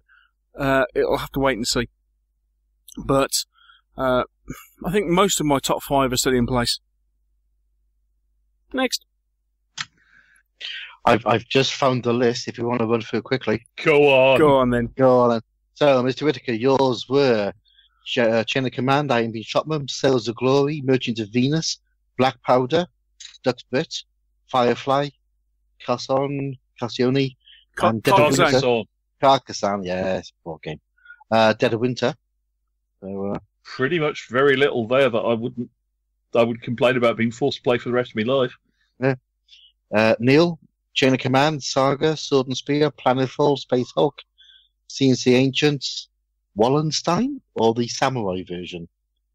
It was Shogun, which is a Samurai version of Wallenstein, which I would love to get to play it again, but apparently Mr. Luff doesn't like it. Yeah. Plumph. And mine were Epic, Saga, Planetfall, Open Combat, Chain of Command, Heroes of Normandy, Classic Warlord, and Hour of Glory. Crikey, your Classic Warlord was in your list 3 years ago. Yeah. I never picked up on that. I don't know how it was in there. Well, okay. Yeah. I'm impressed. I think the only one that will probably change your mind from that list at the moment is that Saga would no longer be in it. And I'd be playing Planetfall, except for the fact that somebody who has an army that I can compete against hasn't got it painted. Now that goes to something when I'm complaining about somebody not painting his army so I can play with it, isn't it? That does come down to something. But there we go. That's terrible, that is. That is. Right. Next one. Okay. That was you, mate. Is that me? Ooh. No, it's me. No, it's not. It's him. It's me. Okay, again from John. Okay, has your lead mountain and plastic pile increased or decreased since episode 150? And by how much? I don't know whether we have to talk mass or physical weight here. Increased, not as much as I expected it to. Yeah. Neil. Me. Okay. This is a shock. This is a shock horror one. Again, obviously, I'm taking into account board games and miniatures games decreased. Wow. And that is mainly because it was in 2015 or the end of 2015. I had a major cull on how many board games I had. Operation Save the Bedroom Floor. Indeed. So miniatures. I think miniatures has probably increased, but probably by not as much as I think they have, because again, I have got rid of quite a few. Strangely enough, I might, overall mass, I might be about the same. Scary thought. Mm. Mine's about the same, but that's only because of Gareth at ADC Pub Painting, who has decreased my lead pile by the amount that I've been buying stuff. So, painted figures don't count as that pile, do they? No, I think you're being somewhat legalistic on that question. Right, come on, a lead pile is stuff you haven't painted yet. I've had stuff painted, ready to play, all based up and ready to go. Point of order, Mr. Chairman. Anyway. Next question, please. Does the niceness of many of the games designers, figure sculptures, and manufacturers, yes, we mean you, Annie, and friendly local gaming store staff encourage you to buy more than you rationally should?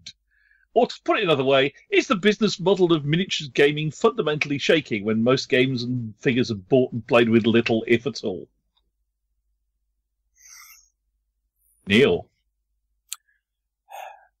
This is a question he's asking in several different forms on several different forums, because he's asked kind of same question but different in response to my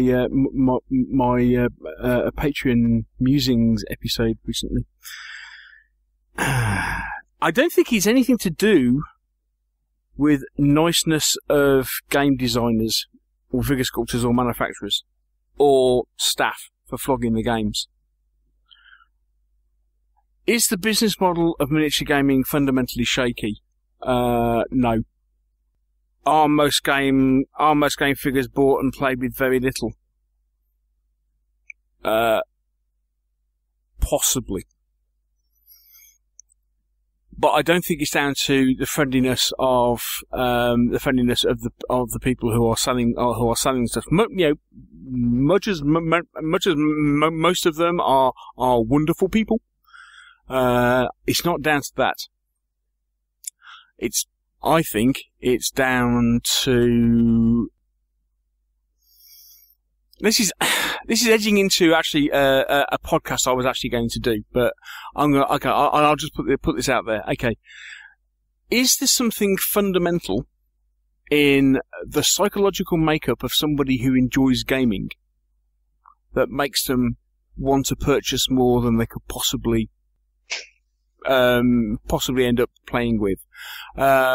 So basically, it's already been said that it seems that a fundamental part of the hobby is collecting. Is it that and the psychological effect that has on the people who do it driving the hobby, and all that's actually happening is that the manufacturers out there are just taking advantage of it, which is not a bad.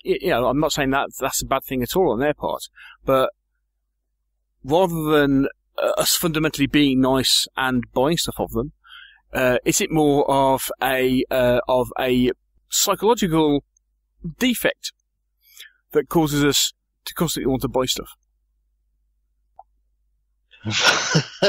Yeah. That'll be an interesting podcast, and I'll enjoy listening to that one. Yeah, I think that might have to go on slightly longer than we have time for. Yeah. For me, niceness of figure designers, sculptors, and manufacturers. I'll be honest, it does have an effect. If I can speak to people on Twitter or in real life, and they're pleasant and they have a good product, then I would be encouraged to buy off them. If I see somebody on a forum being a complete idiot, I would probably look to buy from other manufacturers. So yeah, I can be affected that way. I like to help my friends out, as long as my friends are creating decent stuff. I don't know whether that's a flaky model for the business, because they still have to produce a decent product. Are games and figures bought and played with little or if at all? It can happen. Moving on. I don't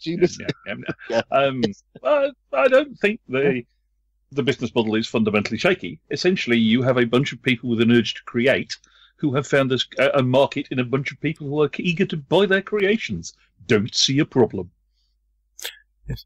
I will. However, having listened to Mike, I want to put a caveat on my answer, in that I'm not saying that I won't buy some off people just because they're nice. What I mean is the fact that I will support people in the hobby. People who are friends, and I've got to know, I will do things and try and support them as much as I can. But that isn't necessarily, moving swiftly on. I think it's too late for that now, Neil. You've said what you said, and I think everyone's heard you.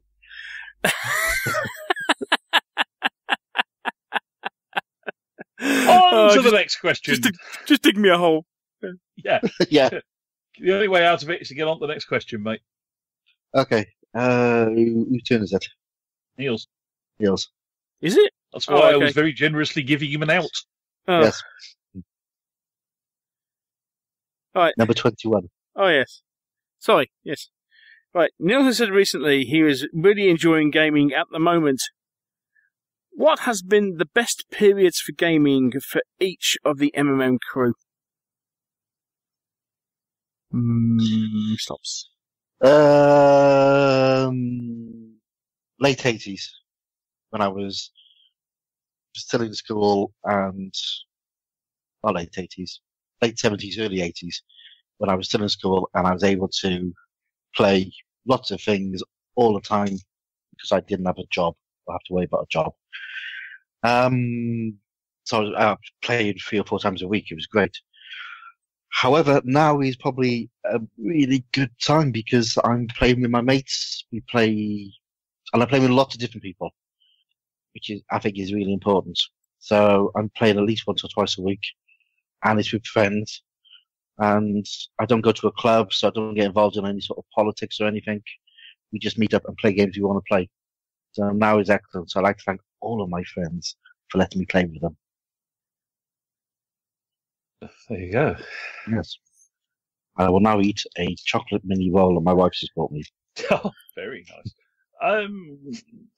Best period recently, probably a couple of years ago, when Andy Hawes and I were playing Duxbury pretty much every month, writing up loads of campaign write-ups. I really, really enjoyed that. That's probably been my most enjoyable of quite a few enjoyable periods of late. Neil.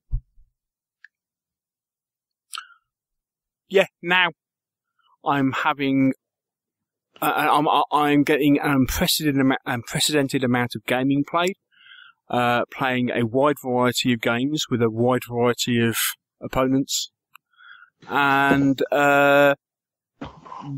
enjoying the hobby more now than I have done, I think. Yeah, now.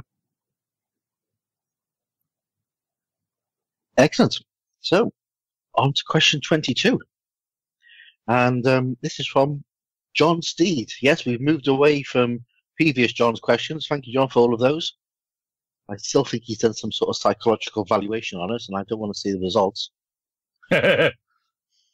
So, John Steed asks, what is each of the hosts' favourite miniature sculpt, both fantasy, sci-fi, and historical? Oh. Ouch. That's hard. Historical, Bad Squiddo's Cutty Mandua. I love the story behind the character, and it's one of her very nice commissioned females in sensible armor. In fact, there's two poses, but I love the figure in the Roman armor. It just works for me beautifully. Fantasy wise, oh gosh, that's a tricky one. It'll be an answer to another question later down, but I think it has to be the Dungeon Saga Dragon. Mm-hmm. Mr. Shuck? Okay. I know what his fantasy one is. Yeah, probably. Fantasy, Draken Wolfen. Sci-fi, it's a close run thing, but actually, cobblestone casting assault troopers, are still probably just about my favourite sci-fi sculpts as a range. Either that or actually, or maybe, Kev White's Vaser army for Icor. For Void. If you remember that far back. Historical, the Baker Company Vietnam range of miniatures originally commissioned by A. Deacon. Why is the Ralpath the Dwarf not in there? Because I prefer the Wolfen. Fair enough. Mm-hmm. My favourite fantasy sci-fi worm is a Tom Meyer sculpt from 81, which was the giant half-troll champion in armour, with sword and shield. It's just outstandingly designed sculpt. It's full of movement, and it holds up today with anything that's ever come out. I think it's one of the greatest miniatures ever made. So much so that I had it when I was a kid, and I bought it again a few years ago, and I painted it up, and I love it. For historical, I'm going to go for Perry's British Napoleonic Light Cavalry. I think that box set just allows you to do so much stuff from the whole period. They're just beautiful. Absolutely fantastic sculpts. Nice. Mm-hmm. You've reminded me, I should probably add to my sitting on the edge of that, the Games Workshop Lord of the Rings Gamling figure. Oh, that is a good figure. Which is a lovely figure, and in fact, for all it's a fantasy figure, is the figure I use for Godric, who's my King's Champion in the Dux Britanniarum campaign. So it sort of sits nicely on the fence between the two. Okay, another question from the man with the bowler hat. Describe your perfect gaming day. I can guess it might end with a curry. I couldn't. It may very well. My perfect gaming day. I think we just had it. It was called Market Lodden 6. Yeah. Meet up with lots of good friends. Have one or two good games. Talk about gaming. Talk about other stuff. Have a beer. Have a curry. Can't see much wrong with that. Oh, except for the fact of, yeah, and if possible, maybe slip a board game or two in there while we're at it. Obviously. Perfect game day, right. It'd have to be a summer's day, slightly sunny, not too hot, not sweltering, just a nice temperature. I like to have a lie-in for about an hour or so, wake up in good order, have a good breakfast. Full English. Full English breakfast, none of this messing around. Oh, yeah. You remind me. Size breakfast. He does it, ladies and gentlemen, he does a very good breakfast. Yes. Then a little trip over to a mate's house, play an old game, a nice game that we all know the rules, and it plays well with some of my good mates, and have a laugh. Then a lunch, possibly in a pub. And then have a second game doing something I've never played before.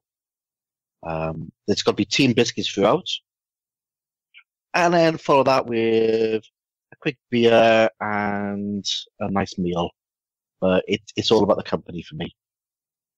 It's all about playing games with people I like. And a good breakfast. There we go. Beat that. Yeah. Full English. Bunch of games with a bunch of people who know the rules and don't argue about them. And I don't care what I do in the evening as long as it's somewhere with some decent food where I can hear myself think and talk. Possibly a band as well at the end. Oh, maybe, yeah. But yeah, I think we're all pretty much in agreement, aren't we? Mm-hmm. I don't think we're in agreement of what band we should be listening to, but there we go. Oh, no. I can provide one. Any road. Next! Right. Okay, it'll be an interesting one because I don't think either you two know much about this, but right. Quick question from Jonathan Jones. How about taking a look at computer-moderated wargaming? Perhaps Carnage and Glory 2? Can we just say sounds like a good idea and move on? Yeah, fantastic idea. We'd have to change the name, though, to Meeples, Miniatures and Pixels, I suppose. And Jonathan, it's an excellent idea. Mr. Luff actually owns Carnage and Glory 2. So that is a definite possibility. Yeah, why not? Next. Who's next? You. It's you. It's me, innit? Yeah. Okay. This is from Joshua Van Zed, or Z, depending on where you come from, Joshua. I know Neil is a huge fan of Test of Honor, but have you ever played Zenith games before? Tori, for example, is a nice little samurai skirmish level game, and the guys at Zenith make some cracking sculpts. Worthy of a review? Question mark. That's for you, Neil. Any comments, Mr. Whittaker, or are you going to defer that on to me? I know nothing, which seems to me that may cause the answer to be yes, it probably is. Right, okay. Yes, Zenith are a very, very nice set of miniatures. I have actually downloaded Tori and the bigger Mass Combat set of games because they are freely available to download on PDF. Yes, I do intend on watching a review of them. That's a quick one. Next. Okay, now you have Patreon. Do you plan on having competitions again, like you had in earlier episodes, Neil? Yes. We'd have to be a lot more organised, though. Yeah, we will. Agreed. Yeah. Agreed. Yeah. We are suffering from a slight host and editor being completely disorganised. Otherwise, you might have had a few more. But yes, the answer is yes, most definitely. Next, Neil. Oh yeah, it's my time to right. Okay. Oh, Luke Holmes. Hello, Luke. Hello. Hey, Luke. Yeah. As gamers, we're all guilty of wanting the latest and shiniest. But are there any games that you look at from those early episodes of Meeples and you would still happily play and recommend today? Right. I did go back and have a look at the archive for this. And I noticed in episode 6, Neil was talking about Battle Lore. I think Neil also spoke about Battle Lore in episodes 7, 8, 9, 15, 21, 72, and 87. Because he bought every single expansion of Battle Lore that came out. Do you think? Do you think there's a pattern to that? Yeah. Battle Lore definitely. Command & Colors Agents is a no-brainer. And in episode 22, Neil spoke about Songs of Blades and Heroes. I would definitely play and recommend that. But there were some really good games mentioned early on. I only looked at like the first 50 episodes. It's always good to go back and see what's out there. Like I've done recently with Back the Hunt. Thank you, Jeff. Bye, Jeff. Old game. I'm having so much fun with it. Didn't even know it existed. So never discount anything, people. Yes. Well, looking in that case, I guess we're episode 50 on. Oh, yeah. There's a few. Hail Caesar, yeah. Napoleon at War, I'd still like to play. You have no idea how big the unpainted pile that is. But it's still an unpainted pile. Black Powder, yes. Oh, and look, the episode that basically got me into this whole mess. Where are we? Episode 80. I ain't been shot, Mum. Oh, heck yes. Moving on. Neil? Well, again, going back to what Mike's already talked about. So, yeah, Battle Lore and Commands & Colors Ancients. Two absolute no-brainers. Another one from back in the day, which is still one of the best sets of Vietnam rules ever produced. Looking back at episode 11 when I was looking at Vietnam games, Charlie Company from Ramph. That is still an excellent set of Vietnam rules, which really captures a lot of the psychology of gaming that period. Yeah. Lots and lots of stuff. I mean, I've just looked at what was the first game you reviewed? Arkham Horror. Yeah.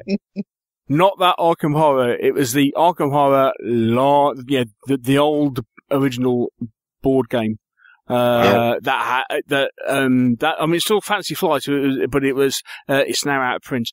That was, ultimately, I don't think I'd play that again.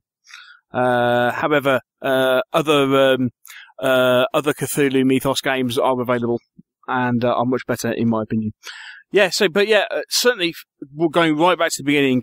Command & Colors, Battle Lore, both massively stood the test of time. Haven't played enough of either of them still. All right, next question. And this one comes from Mr. Douglas, the purveyor of cake. Hello, Merv. Hi, Merv. Hi, Merv. Right. Where's me cake? And it's a long question. Right. The general move it shows is to have more and more participation games. Perhaps inevitably, for logistic reasons, these tend to be scuffles with just a few figures or large skirmish with up to about 60 figures. Boutique and Boutique Plus. While there are a few exceptions, General Dame, To the Strongest, and Over the Hills come to mind, these are now very much in the minority. One of the things that first attracted me to the hobby a few years ago was the spectacular displays of the likes of Peter Gilder and Charles Grant. It would be hard to argue that the prospect of painting hundreds of figures is going to lure modern newcomers to the hobby. Do you think that big battles will gradually fade away at shows? And if so, would that impact on the rules writers? Mr. Whitaker. Well, you don't give me the easy ones to start, do you? I do hope not. Is the summary answer. I approve of the leaning towards participation games, but I've always said that there are two ways of doing a participation game. One is to run something that does not take long, and one is to run something that it is possible to dip into without needing 3 hours of briefing and a crash course on the rules first. And I would like to see more people working out how to put on large games that do not require, that have simple, if not simplistic rules that allow people to dip in and, say, command a platoon or a small force for a little while without A, getting bored, or B, feeling they have to commit 3 hours to it. Because I still think there is a way of doing that, and I would like to see more of it, because I'd hate for the hobby to end up being assorted variants on 10 men taking a flag for a walk, taking on another 10 men taking a flag for a walk. All right. Okay, thank you for that. Mr. Shock. We've already talked about hobby trends with things like, smaller games due to lack of space and perhaps even lack of funds or lack of time. But Mervin's specifically asking about shows. I think shows is probably one of the only places where you'll still get a lot of larger display games. Certainly while you have people like Steve Jones and James Morris. James Morris. James Morris. So yeah. James Morris in the hobby, because they do things like that incredibly well. Oh, and also, yes, and of course Simon Miller, but of course, and obviously Mervin's referenced those, because that's what they do. They put on big games. However, obviously they're reflective of certain people in the hobby. As those people move out of the hobby, do we see younger people taking that thing on? Not so sure that we do. Not so sure that we do. Is it a shame? Yes. Is it inevitable? As the hobby changes. Having said that, you turn around and say that, and then you go to Salute and you see a 30-foot table full of 40k terrain. Does that count as the same thing? Good question.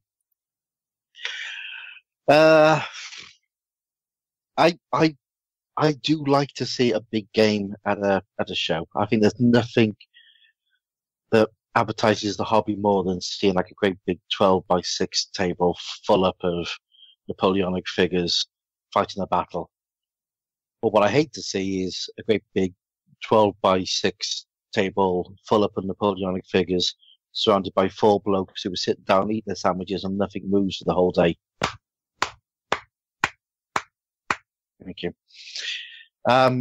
Like Mike says, if it's going to be a participation game, run a bloody participation game. Don't put on it's just a vanity project when you just stick a bunch of your beautifully painted figures on your beautifully painted table and then stop people from even touching it. And even worse, ignore them when they come up and look at it. To me, that just, it really, really irritates me. And I think it's just a waste of space. Absolutely. So now I've alienated a whole bunch of players. If fashions are changing, let's be honest, and smaller games are coming up, but there are, as Ruben says, there are some really good big battle games out there. they've already been mentioned. And I love seeing those being used at games, and I love seeing those being played at events. So, if in the future we stop seeing these big games taking place at events, will it affect the manufacturers? It might do, but maybe what they should look to do is, instead of putting on the great big battle game, is to show people what they can do on a 6x4. And sort of say, look, you can play this with this many figures, and you can get a good game out of it in an hour. So, yeah, I mean, I love seeing Simon Miller's massive, great big tables with a gazillion hoplites on it. I'd also like to see that next to that, a couple of 6x4s with people playing a game that they can comfortably play in a hobby club or on a kitchen table. So we got to take into effect the fashions change, and suppliers and manufacturers need to keep an eye on what the public wants, I think. I will now get off my soapbox. Don't bother. I'm standing up there with you, brother. Right. Yes. Mike Collard writes, got to be some kind of list of all-time top 5 games, Desert Island style. What 5 games could you not live without, as it might not be games you'll play at the moment? Neil, make it snappy, mate. Right, okay. We've basically already answered most of this. Right, okay. So, command localizations, chain of command, Space Hulk.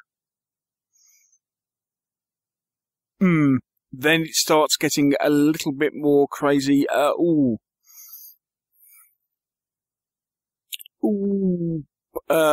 Something samurai-y.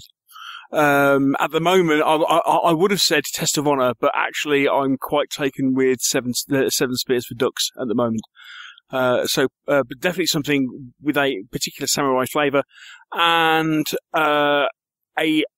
a sword and spear set of rules. Probably the fantasy variant, because actually it's you can play both the historical and any fantasy armies with it, so it's actually more versatile. Hobbsy. Just to confirm, on this desert island, there's going to be 2 of us, yeah? I'm not going to. I say, I'm not going to hope so. Otherwise, I'll be looking at my miniatures game collection, running around to the other side of the table for the rest of my life. Yeah. Cool. Right, as long as there's 2 of us, right, and the other person's a player. Right. Net Epic, Sharp Practice, and all its variants. Conan, 7 Continents, because I might actually be able to manage to finish out one of the scenarios if I'm stuck on a desert island.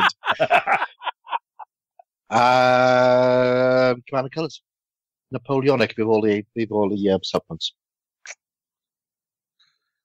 I ain't been Shotgun, Ducks, Sharp Practice, Firefly the board game with all its expansions, and preferably a couple of the community creative ones as well, if I can get the order off to art scale before I get lost on the desert island, and Seventh Continent. I know that the M&M Meeples and Miniatures brief. Oh, sorry, this is from Richard Crawley. I know that the Meeples and Miniatures brief includes promoting the smaller manufacturers, but is there some value in covering the people and events driving forward the hobby on a non-commercial basis? What do the Meeples crew think about covering events like the Ayrton Weekend, Site Evasions Battle Day, Crisis Point in Sheffield, Declaration of Interest, that's mine, the Cold War Commanders series of giant weekend games, and so on and so forth? Comes out the time. Let's be honest. We are unashamed about covering things that interest us and things that we go to. So I'm guessing if one of us went to any one of those events, we would cover it. But I don't think we really go to events now just to cover it for the show. Well, Neil does. Something me might do. So yeah, if I went to one of those events, then I would cover it. Especially the Crisis Point in Sheffield, which Richard sounds like a fantastic event. Mr. Whittaker. what he said with a note that I've been to the Ayton weekend twice and we did mention it both times at the show. Neil? Yes. I would answer the question to say yes. Also, if we were invited, certainly we would come along. Also a point that Society of Ancients Battle Day, episode 32. We were there. I've been to several Society of Ancients Battle Days, and I have, I believe I've at least mentioned the ones that I have been to. So, but certainly we will be most happy to cover them. It is obviously at times just, say, having the time and the wherewithal in order to do so. But we have lives. Strangely enough, we do actually have lives. Not much of a life, but we do have them. But yeah, there's some great weekends and stuff out there. It's just, oh yes, superb. It's time, isn't it? So many war games, so little time. Yeah, indeed. And on that note, we'll take another quick break, and we will be back answering more questions onto the last leg shortly.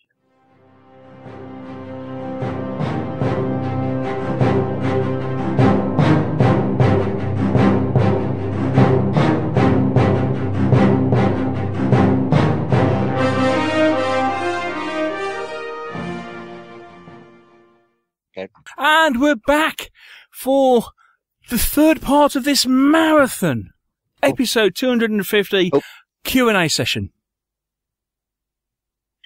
Okay, and we're back. It's question 31 from Sean Suter.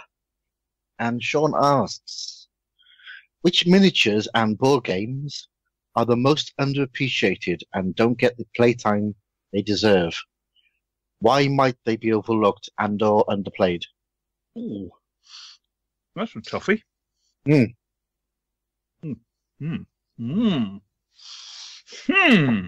Are you to a toffee? No, I've got a tail end of a piece of peach sauce from the peach dumpling that Anne handed me about 2 minutes ago, and I'm trying to feed swallow it. See, there's nothing quality catering you get here for these podcasts. Yes. Unfortunately, it's caramelised. I shall ask Mr. Shock. No, it's all right. I'm good now. I have swallowed. You're good, right. Okay. Which miniatures and board games are most under? Good question. Bias aside, from what I've seen down the club the last few nights, Charlie Don't Surf. Ooh, good call. Ash and Pippa have been teaching themselves, down our club, have been teaching themselves to play it. I'm running on teaching games for other people. And because my Gaslands game finished ridiculously early last night, because I sped around the course about 4 times faster than everyone else and won. Yeah, I won. Don't be all surprised at once. I sat in on watching there. And if you're used to I Ain't Been Shot, you can see where it evolves from and to. But it's got that asymmetric warfare brilliance that Dux Brit has only in spades, and it's really, really good. I'm itching to get my teeth into a couple of games of that when I've got some spare time. That is a most excellent call, Mr. Whittaker. I thought so. Can I go back to eating my peach dumpling now? Certainly. Just do it on mute. Yes. Okay, can I give an obtuse answer and say, we don't know, we haven't played them for so long? You can. Case in point. Okay. Last week, we were wanting a game to play, and we've been talking for ages, about, just pick a game off Dave's shelf, and play it. Okay. And, we picked off Pillars of the Earth, because we've been talking about it for ages and just hadn't played it for a while. And you get it out and you realise not only just how beautiful a game it is. I mean, yeah, the artwork on the board and on the card work and everything is just fantastic. Did I mention I now own it? Oh, well done. Yeah, it's sitting on the shelf above my head right now. Stunning. It's stunning. The other thing is, it's a fantastic game. it is. I mean, you know, it is a what? It's a game that is quite a few. I think it's 2008-ish, 2006, maybe even. It's quite an old game. In that sense, but it is still one of the best worker placement games out there. And after we played it, we went back and said, when was the last time we played this? And it was 6 years previously. We hadn't played it since 2012. And we played it and went, how come we haven't played this game in 6 years? It's absolutely brilliant. Can I add a small note to anybody thinking of purchasing the new edition? There are some misprints. If you follow the Board Game Geek thread for the game, there is an indication on where you can get replacements for the misprinted cards. Oh, cool. Okay, thank you. Cool. Mr. Hobbs. Of course I did. Right. I'm not going to go into which Miniatures and Board Games are most underappreciated, because there's so many. I think you need to look at the way that the hobby is aimed at players. Players will go for what's new and shiny and play that, and then put it down and play something else. There's very few of us actually tend to sort of settle on a particular game or a particular period. But I do get pointed towards new games quite often. As to why they might be overlooked and underplayed, is dilution theory. That's why they're underplayed. Why they're overlooked is because people don't know about them. So I think if you're really into a game that nobody else is playing, shout about it. Get on social media, get on the forums, tell people about what you're doing, show them pictures, and start generating enthusiasm for the games that you love. And tell us about it. Yeah. And tell us about it. We'll have a look so we can play it. Yeah. Appreciate it, brother. Yeah, because we'll probably buy them. So that's what it's all about. It's, go and buy a copy of Terry Pratchett's Small Gods. That'll tell you all you need to know about gaming. Because there are millions and millions of little games who deserve to be played. To give you an absolutely classic example from not so long ago, Bag the Hun. Exactly, yeah. Perfect example, yeah. Thank you, Jeff and Ty, for getting into that. Absolutely. Yeah. So there we go. Next. Cool. If you had the chance, this is Sigurd again, by the way, stroke mini collection, to set up a big multiplayer game, 4 players or more aside, what battle, period, setting, etc. would you choose to play? Ooh. World War II and Napoleonics. It's simple as that. I would. I've actually done it. I've done a big 8-player game of Battlefront World War II, doing the Battle of Belleville, and I've done Napoleonic games as well. Actually, using Slaughterloo rules. But yeah, that's me. Sorry, Neil, you were first, weren't you? Apparently not. Interesting. Yes. Those are the two that really lend themselves that, actually, the other one I'd really fancy doing is Sekigahara. And you go, say what? Battle of Sekigahara in 1600, which is, it's effectively a samurai equivalent to, it's a Sengoku period equivalent to Bosworth, where you actually have 3 factions involved. One of which is deciding which side to join. Was that the one when he was up on a hill? That's the one.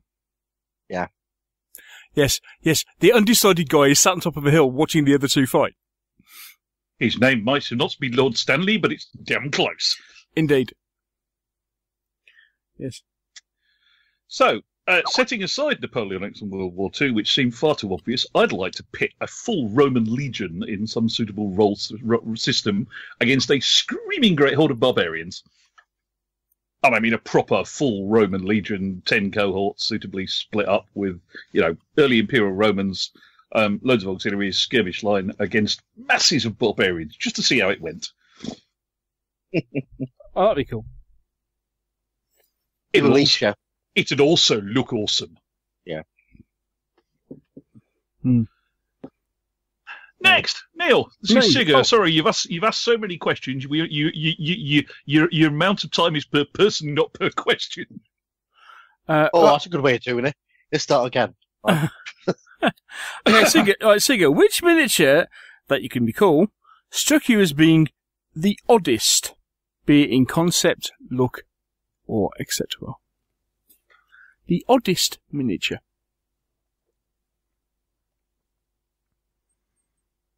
Is it me? Yeah. Sorry, It is you, yes. I'm losing track. It's because you oddest. answered out of turn last time. Yeah, that's I the did. problem. Yeah, I'm very sorry. I'd like to apologise. I will go down on bended knee and apologise. Shame you can't see me on bended knee. Oddest in Doesn't concept. make too big difference to the height. Yeah. Sorry, I just had to get it in there. Yeah. I think the oddest ones I've ever seen in concept are Adler 6mm Napoleonics. Because they have very big heads. And very big hats. And they just look odd. Easy. Any monster from the Kingdom Death monster set. They're all just flat out weird. Oh, I got another one. Can I say another one? Eureka did some Chaos monsters, which is seriously messed up. It's like the sculptor was on a massive acid trip at the time. Have you actually seen the Kingdom Death monsters? Yes. They are a nightmare. Yeah. I think. Yeah, oddest. I think I don't know. I mean, when it comes to visualizing nightmare stuff, I mean, Andy from Heresy does go that way on the odd occasion. He puts together some seriously interesting figures. But that's odd in a good way as opposed to odd in an odd way. It's a quite difficult one, because it's whether it's odd or whether it's just rubbish. And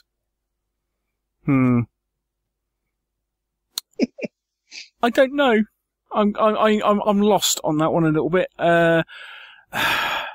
So, I know there are some companies that do sci-fi attempts at sci-fi aliens that you look at and just go, no. I think was it the stuff from was it Cobalt 1? Cobalt 1 sci-fi game or something, and look at those and just go, no, doesn't work, looks rubbish, no. But odd but good. Certainly, several of the bits and pieces that Andy at Heresy has come up with are very odd but very good. Okay. I believe it's Mr. Hobbs to ask. It is. Again, we're with Sega. So, thank you for this one, Sega. To avoid the question about where you stand on bases on vehicles, it's good that you've avoided that. Somebody didn't... Particularly since it seems to be creating massive debate in the Gaslands forums at the moment. And somebody asked it on Twitter earlier. I said, for goodness sake, don't go there now this time of night. Thanks, Gareth. So, back to Sega's question. Do you prefer to base buildings or not? Oh, that's a good question. I'd like to base more buildings than I do, because I don't particularly like the way they can sit on terrain otherwise, and it does tend to quite often result in a building that really should have a path or a flower bed or something behind it, having some grassy rubbish behind it. If I had time, I would certainly, when I get round to my French town, I will probably base most of the buildings with about an inch round to get some sort of path stroke ground detail round them. So, yeah, I should, more than I do. I do like basing buildings because you can put some nice little details around the edges of them. So you can do things like, for example, if it's a World War II town, you can just start doing things like you can start leaning bicycles up against walls and have things like, just like water butts and odd bits and pieces of stuff. It also means that all your buildings actually have a bit of pavement out the front. Well, yes, yeah. Sidewalk to you Americans. Yes, but just something that adds a bit of character. So in preference, I would say, based. Yeah, I'm the same as Mike. I should do, I don't, I wish I did. Yes. Oh, I didn't say I did. I just said in preference I would. I have done, but yeah, I know you have. I wish I did, but I don't. Yep. But I should. Next. Do you varnish your models? Not as much as I should. I had an interesting conversation with Matt from. Would that be Matt Varnish? I'm sure.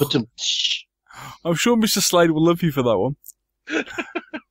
Yeah, I suddenly realised who it was as I said it. Yes. And funny enough, we were having this conversation about varnishing, and I was ruining the fact that Army Painter anti-shine had been ruined for me by a bad experience I'd had, and what have you. And he turned around quite interestingly and said, if I were you, I wouldn't bother varnishing plastic miniatures because they don't tend to get the same, because they lack the heft. They don't tend to come in for the same amount of battering that metal miniatures do. So he advises that you only varnish metal miniatures and not plastics, which is interesting. I would, and I'd probably varnish more, as long as I can get a decent varnish that I don't have to spray outside because I haven't got a garage. I don't. Very rarely varnish miniatures. I just look after them. And if anybody ever puts their fingers on them, you cut their hand off. No, the miniatures. If they get scuffed, I'll start with a little bit of paint on them. But I'm too lazy to varnish figures. To be honest with you. And I quite like the different effects you can get from paint. I think if you varnish everything down, you then have to go back in and touch up parts which are metal so that they become a little bit shiny, and they can become a little bit too shiny. So I don't bother. Yeah, somewhere between the two. I should varnish more metal figures than I do. I have quite a few metal figures that are showing the effects of not being varnished and not being treated with as much love as maybe they should have been. And the plastics, as Neil says, seem to survive a lot better. Next. Oh, it's one for me to ask, isn't it? Yes, okay. Yes. Still from Sega.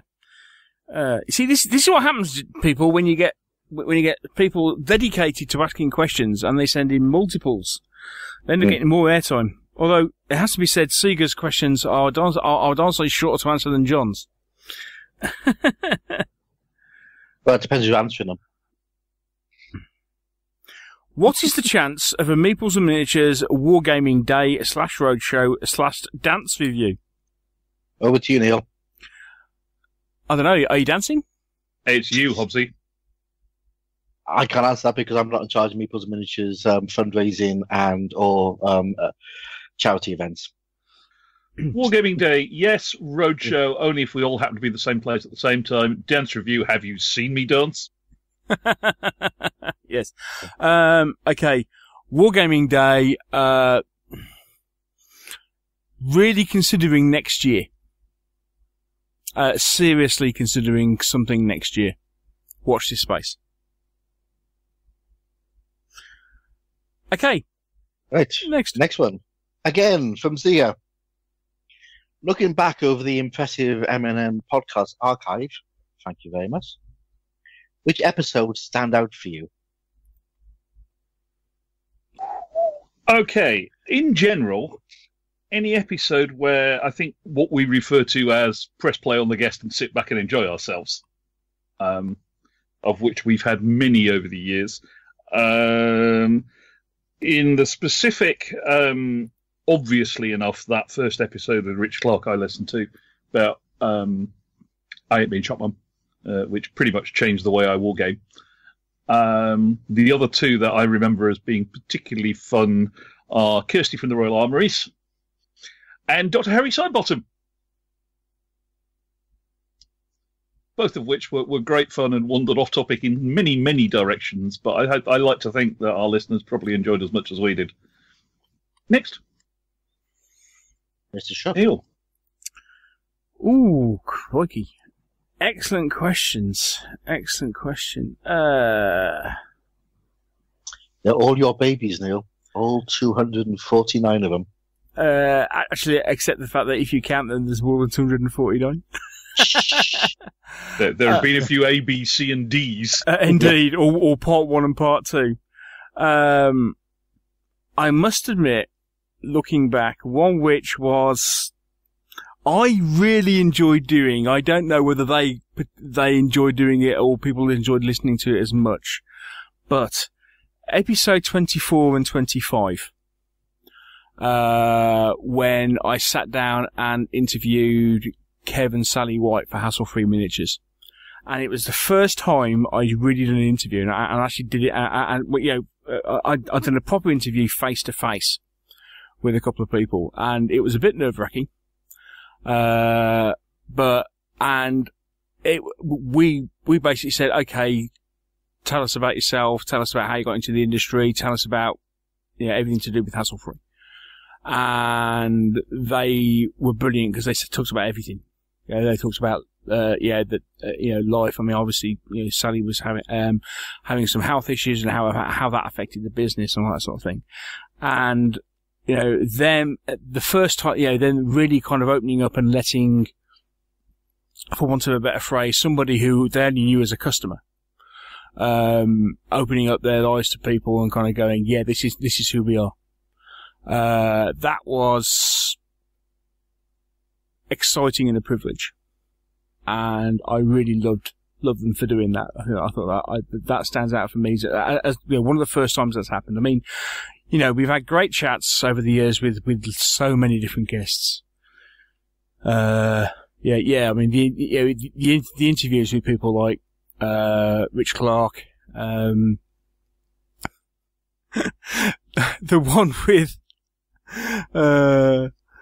one with the first Second Thunder interview we did with Gav and Gav and Carl, where we struggled to shut them up after 3 hours, and stuff like this. There are things that stand out, but it's just been such a privilege to cover so many stuff, and get all sorts of people.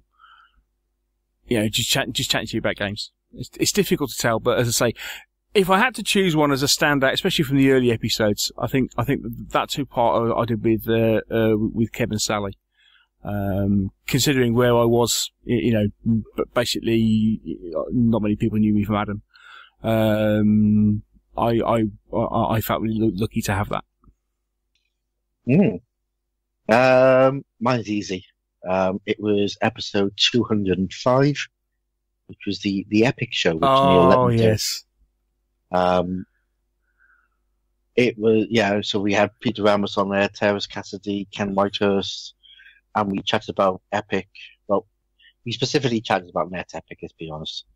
And I kind of messed up the show a little bit because I should have gone more into the earlier and later versions of Epic instead of just doing a real fanboy moment on Net Epic. But as a show, I really enjoyed it. I enjoyed chatting to the guys about a really influential system that I still love. So thank you, Neil, for letting me do that. It's a pleasure, mate. It was a good show. Enjoyed that. One of the few shows I've had the opportunity just to kind of sit back and kind of listen to what was going on. It was I just kind of went. I just had to interject on the odd occasion to kind of go, yeah, I had one of them. That was about it. That was brilliant. Yeah. Cool. Mr. Whitaker, I think, is next. What, asking the question? You're right, I am. Yes. Yes, I think you're right, I am. So we've done that one, so it's question 40. Is there a sort of terrain piece you feel is usually lacking on gaming tables? Or do you have any suggestions for making gaming tables prettier, more convincing, which are often overlooked? I will take the second half of that question and say one simple thing. Scatter terrain. Make your table look like that you have just walked up to it and interrupted daily life. Absolutely. Because it is amazing how just those little touches, putting in things like, like in a World War II table, for example, putting in things like telegraph poles, signposts, and also, just little bits of stuff, like junk in somebody's back garden, bicycles leaning up against a wall, it's all the little bits and pieces that tell the story of the table. It's not so much the story of the battle, but, it's like, this battle has interrupted real life. And that, to me, I think one of the best exponents I've seen of that is someone like Rich Clark. And what he put together on a lot of his tables. There's loads of people do it, but that to me is what makes a table really come alive and pop. That big first chain of command table he had at Salute. Yeah. With things like the Peacewear in the middle of the town square. Yeah, and like the washing on the line. Stuff like this. Absolutely. And the dog in the back garden. Yeah. I'll tackle the first bit then. Sort of terrain piece you feel is usually lacking depth. Things like... Oh, yes. We always have sort of trenches which are sort of built up, or ravines which are sort of built up and then flat. And I know it's really difficult to do because you usually feel on a flat surface, so unless you're going to go and take a router to a gaming table. But I do love to see tables which have that illusion of depth included in them. But there's no easy way around it. Hills that are more than 6 inches square.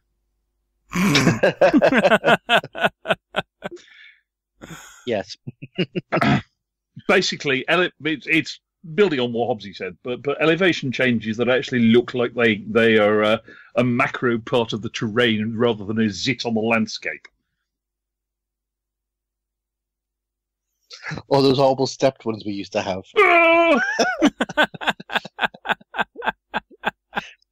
Yep. Yeah, pretty much. Yeah. Level changes on your board should be macro events. Half the board should be higher than the other half, not a 9x3 slightly craggy excrescence that's really just a random variation in the ground level. Yeah. End rant.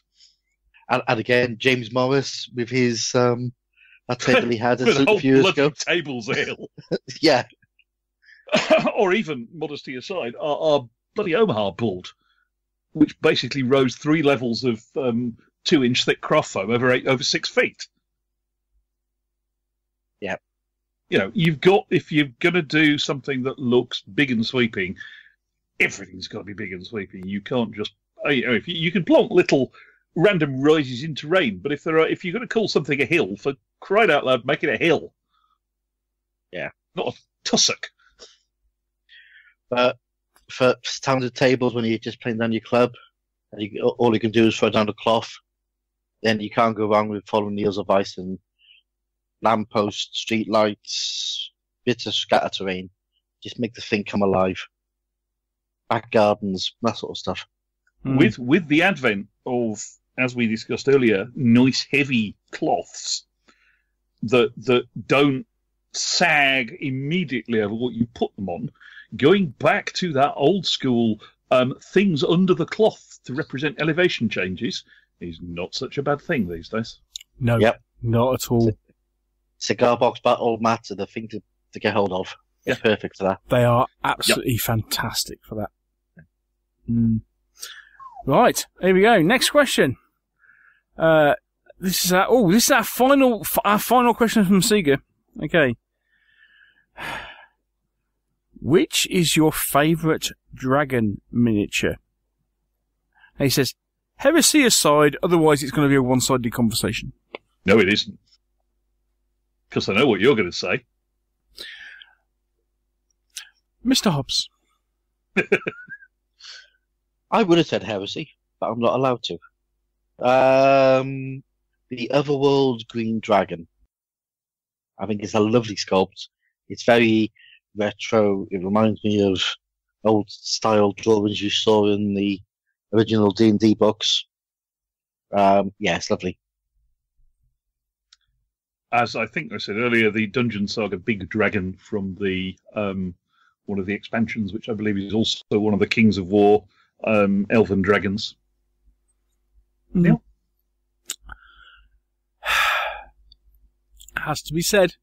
The dragon from Joan of Arc. Hand over that $5. Yeah. I know you didn't say. I know you said Heresy Dragon, but I think that one is pretty much always going to be in second place. That is beautiful. Yeah, the only reason I'm not calling that one is I don't own it. Well, I don't own it, but I don't own very many dragons.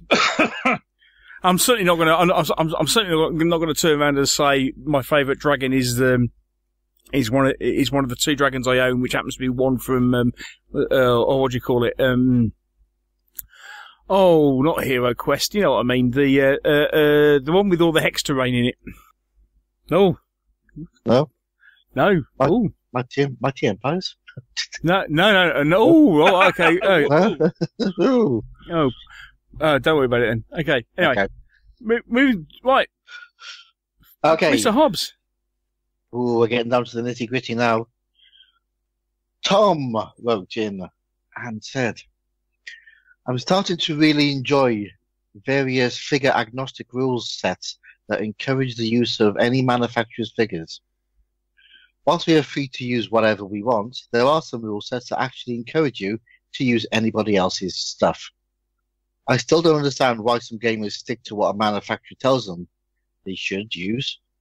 Are there any rule sets that you can think of that you like because they encourage the use of anyone else's figures? Right, okay. Setting aside just about any historical rule set ever written, with the possible exception of Flames of War. And Bolt Action. Shush. Kings of War. Because, yes, Mantic produce a whole range of figures for it, but they clearly don't give a toss what you field. And indeed, so let's face it, the game is clearly designed to say, and just in case you were wondering what to use for this force, that's that old Warhammer Fantasy force there that you may have forgotten about. So, yeah, Kings of War. Oh, Neil. Sword and Spear Fantasy. I think because he specifically turned around and went, okay, I want to play a mass battle game, and you can design basically design your army from the ground up. What do you want it? What do you want it to do? What do you forces want it to be? And okay, put it together. So if you wanted a mass battle, a mass battle game, okay, it's element based, but it's a mass battle game. Sword and Spear Fantasy. Mine's easy. It's anything by the Lardies and anything by rules writers who don't produce figures. Sword and Open Combat, brilliant. Yes, brilliant one. Yes, Open Combat, exactly. That's the one I forgot to mention. Yeah. There we go. Thank you, Tom. Okay. Tom again. 1/72. I love them. Along with all of my other scales, I still use a lot of 1/72 for several periods. ACW, Sudan, World War II, Vietnam, Ancients, the whole blooming gaming environment by the sound of it. What do you chaps think of 1/72 figures? Massively underrated. Massively underrated and ignored to the detriment of the hobby. I think there was a certain amount of snobbery around. You know, back in the day when it was the only thing that was, it was, you know, they were the, you know, they were the pocket money things of the day. That's what everybody had. And everybody has, nightmare thoughts, perhaps, about, you know, Airfix, Napoleonics and ACW figures. But 1/72 is, as a, you know, as a scale, plastic figures, is probably an awful lot bigger than what people give it credence for. And especially when it comes down to agents, for example, pretty much everything you can get in metal, you can get in plastic. And then some. And good old hat. Good old hat, Zvezda, Italieri. And there's, several others as well. Massively underrated. And, fun enough, we want to do a show about it. Can we include 20 mil in this? Because he was basically asking about 170. Oh, 1/72 is pretty much 20 mil. Yeah. Yeah, okay. I think, yeah. Well, okay, yeah, okay, yeah. I was thinking. Sorry, I'm thinking. Also looking at a question that we're coming out to. But yes, you can include 20 mil. Okay, yeah. I mean, if we're just talking about 1/72 plastic figures, I don't use them, but I used to when I was a kid. But I do like them. If we're talking about 20 mil for World War II Napoleonic, I think it's the greatest scale around. I prefer using 20 mil to 15 mil, if I'm being honest. So yeah, as long as I include my 18 to 20 mil figures, then yes, get a big thumbs up from me. Yeah, I think all you have to say on that score is listen to just about everybody's first interview on this show, and they will have started in 1/72. The interesting thing is how few of them still are, and I think it's a crying shame, particularly when as Neil says, plastics ranges out there are ridiculous, ridiculously good if you know where to look. The metals, PE2 collectibles, I could basically, if I want early war, literally, if I want early war miniatures, Ruben stocks early war miniatures. If I want 1/72 stroke 20 mil World War II early, they make stuff I don't think Flames of War make in 15. Mm. So I think they're brilliant. It's just not being a scale that it wasn't as obvious a scale when I came back into the hobby. The choices were pretty much 28 or 15. Maybe with hindsight, Chain of Command in 20 will be fun. But anyway, that's by the by. That's me. Okay, so we'll be revisiting that subject perhaps briefly in a couple of very briefly in a couple of questions times. Right, Ty Callahan Jones, hi Ty. Hi Ty. Right, the Bounder. If you had to choose one scale and one period to game for the next 12 months, what would it be? 28 mil fantasy. There you go, Ty. That's all you get out of me. 28 mil Dark Ages, so that I get motivated to finish the Dux Brick Compendium. Ah. Mm-hmm. Mine would have been easy until a couple of weekends ago, because mine would have been 15 mil World War II. However, at the moment, it is very much actually 28 mil Sengoku period playing Seven Spears. Because I really want to do a big Seven Spears campaign, narrative campaign. Very nice. What figures would you use? What, for 28 mil? Yeah. Well, there's obviously the stuff I've got. But if I was starting from scratch, I'd throw all the plastics away and currently use berries. is the right answer. What are you trying to tell me, Mike? What are you trying to tell me? What are you trying to tell me about my wargaming figures? Hey? Yes. Okay. Oh, they look lovely. They look really nice. Just horrible miniatures. Yes. Beautifully painted them. Nice transfers. And we're back to Ty's second question. Which you've kind of almost answered. But... Oh, there's two parts to this. So, 1/72 plastic scale plastic is still played in war games and actually still going strong, but you never see it in war games magazines. Why? There are really beautiful 1/72 scale plastic figures available with modern paints and plastic primers as well as varnishes. Peeling paint is no longer the issue it was. I still think the Airfix US paratrooper miniatures, once painted up, still hold their own in today's miniatures market.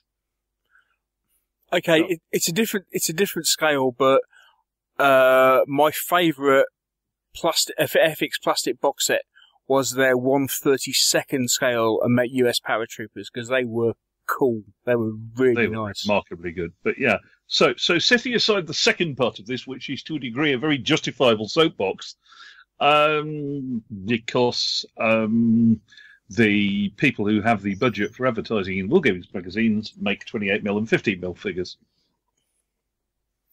Yes, I appreciate I'm being slightly glib there, but manufacturers drive what ends up in wargames magazines to a large extent.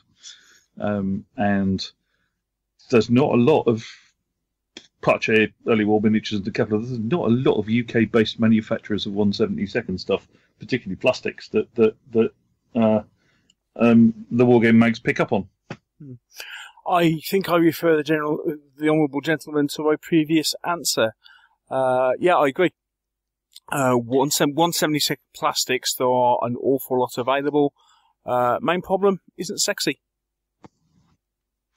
I would say that if you want to see stuff in a magazine, write an article, send it into them. Start generating, instead of waiting for other people to write stuff that you want to see, write yourself, get some pictures, send it to the magazines, they will print it. You always hear, Guy and Jasper from WSS magazine crying out for articles and interesting articles. It's the same for WI and the rest. So get some articles. Show what you can do. Last question from Warwick West. My question is related to the plethora of game systems, and are we just being overwhelmed? For instance, I shift work, get recalled to duty, have a family, and try as hard as I can to keep them happy. Is it just me that thinks there's too much? If you buy something, when do you get to actually play it or paint it or somehow enjoy it? Being a veteran gamer, I've noticed that rules are getting simpler, e.g. Flames of War and 40k. Is this a side effect of the quantity of game systems, and do you expect this trend to continue? Ooh, that's a juicy one to finish with, isn't it? Neil!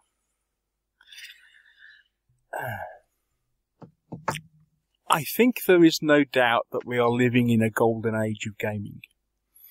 There has never been so much choice in what you game, which is both a blessing and a curse. Is there too much stuff? Well, I suppose from that side of things, it's welcome. It's welcome to a creative market economy. I mean, it's great the fact that we have so many people have the opportunity to be able to create so many different games. Yes, it's overwhelming. Even if it's just miniatures. I mean, you have board games in as well. I mean, have you seen how many board games are published each year? We are talking multiple thousands. Of all the board games that are published, we only ever see 10%. I would have thought. It's difficult to say is there too much, although there is an argument to think that there is an expanding market in the case of board games are becoming more popular. At the same time, is it going to hit a saturation point? Quite possibly. Are we there yet? Unless, I think, when you look round, say for example, at a UK war game show, I think they are in danger at times of hitting saturating a market, and then and you need to start exploring other avenues, other markets, stuff people that haven't seen you before.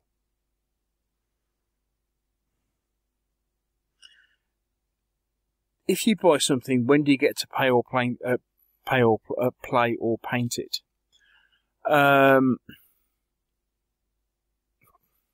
If you've got time, don't run a hobby podcast. It seriously dents your hobby time. No, I mean it. I'm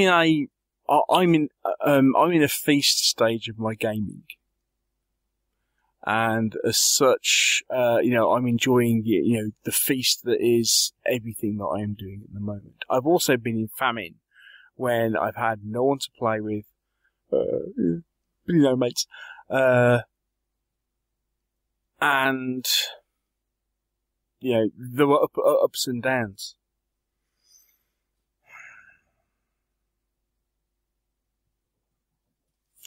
Are rules getting simpler? Possibly. I think there is there's perhaps a misconception that games need to be simpler because people have less time for gaming, and making simpler rules will mean that people will play your game. I don't necessarily think that is the case. Make games good, don't just make them simple. And do you expect the trend to continue? Quite possibly. Although, as I say, we're in a crowded marketplace. It's a good place to be, but sooner or later, I can't see how the market can keep expanding. I think it's got some room yet, but, at the end of the day, we aren't playing football. This isn't a massive hobby. It can be bigger, and it's certainly grown massively. But I think there is a foreseeable ceiling. That's my 2 pennies worth. Anybody else? I think choice is good. Do we have too much? No, I really don't. I think the hobby is so diverse now that the only thing that's going to stop it is the market economy. I think, and even then, I think if people want to write rules and chuck them online or have them as print on demand, they'll do it. And if people buy them and play them, then that's great. When it comes to free time and stuff, I think it's a case of juggling what time you have and doing what's important. Don't try and do everything. If you've only got, half an hour a week to spend on your hobby, then just sit down and read some rules or look at a magazine. Don't try and do everything because you'll never do it. If you buy something when you have time to, like I say, it's using your time wisely. As for rules getting simpler, I don't know if they're getting simpler. Some rules are obviously getting simpler, but I think generally what we're seeing is a trend of rules writers are getting much better at abstracting rules a lot more. I think in the old days we seemed to have a rule for every single eventuality, usually with a table that you had to roll on. Now it's been simplified, but people saying what's really important. And having a single rule which covers that. So the abstraction of rules is a lot better, and if that means they're simple, then they're simple. Is it going to continue? Yeah, I think it'll continue. The market will take it in what direction it needs to go in. Some firms may fall by the wayside because they get it wrong, and that'll be sad. But others will bloom and multiply, and the circle of life will carry on. The big firms that we see today may not be around in 10 years, and the tiny one-man band we see today might be the next GW. It all depends on if people buy their stuff. That's me. Okay. Yeah. What you both said. Too much. Yes, I do think there's too much. I think there's definitely too much for any one person to follow every single trend in the hobby simultaneously. And you know, much as we tease him about it, Luffy and Dilution Theory have got things going for it. You have to pick and choose. You have to nail your colours to a mast or three, or possibly fewer, and pick the things that really tickle your fancy.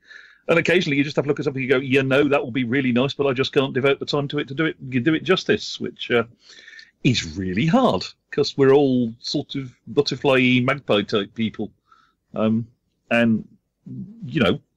we don't do that easily. I didn't enjoy. In fact, well, yeah, I did once the payment game. I didn't actually enjoy getting rid of Mythic Battles, or for that matter, what was the other one? The Norse one I got rid of. Blood Rage. I didn't enjoy getting rid of those, but it was really, really clear I was never going to have time to play them well enough to do justice to the amount of money I'd spent on the amount of expansions I've got. So yeah, from that point of view, yes, there is too much, in the sense there is far too much for any one person to follow.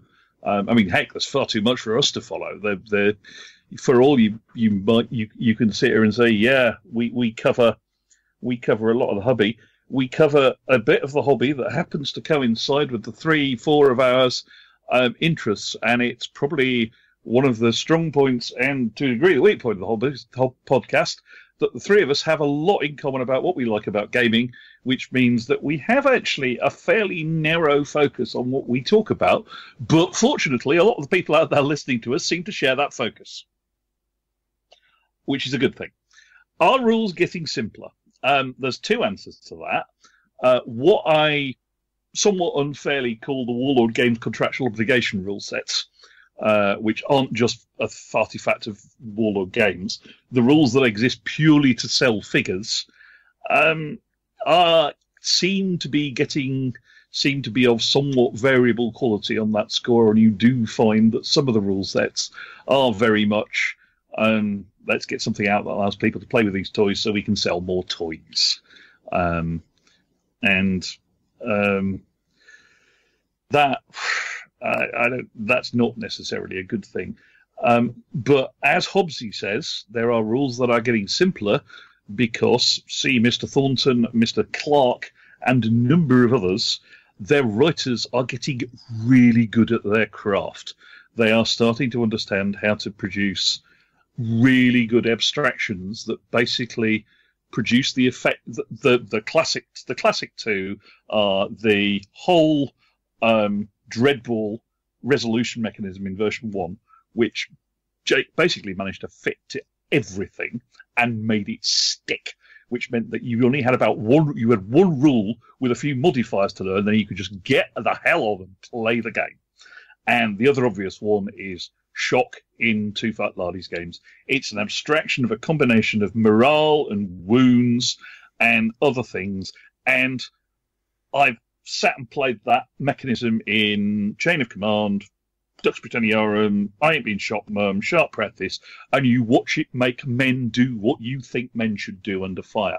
And yes, it's simple. The thing what it isn't is simplistic. And that's the important distinction. And we have got a lot of rules writers in this community now who are starting to get that. And it's actually making games better. And that's me done. Can I ask a question? Yeah. When you say that there's too much stuff for one person, what about if you look over the hobby as a whole? Do you think there's too much stuff in the hobby to satisfy all the people in it? Oh, hell no. I think there are still enough people with... there are an awful lot of games manufacturers and designers who clearly have personal itches to scratch.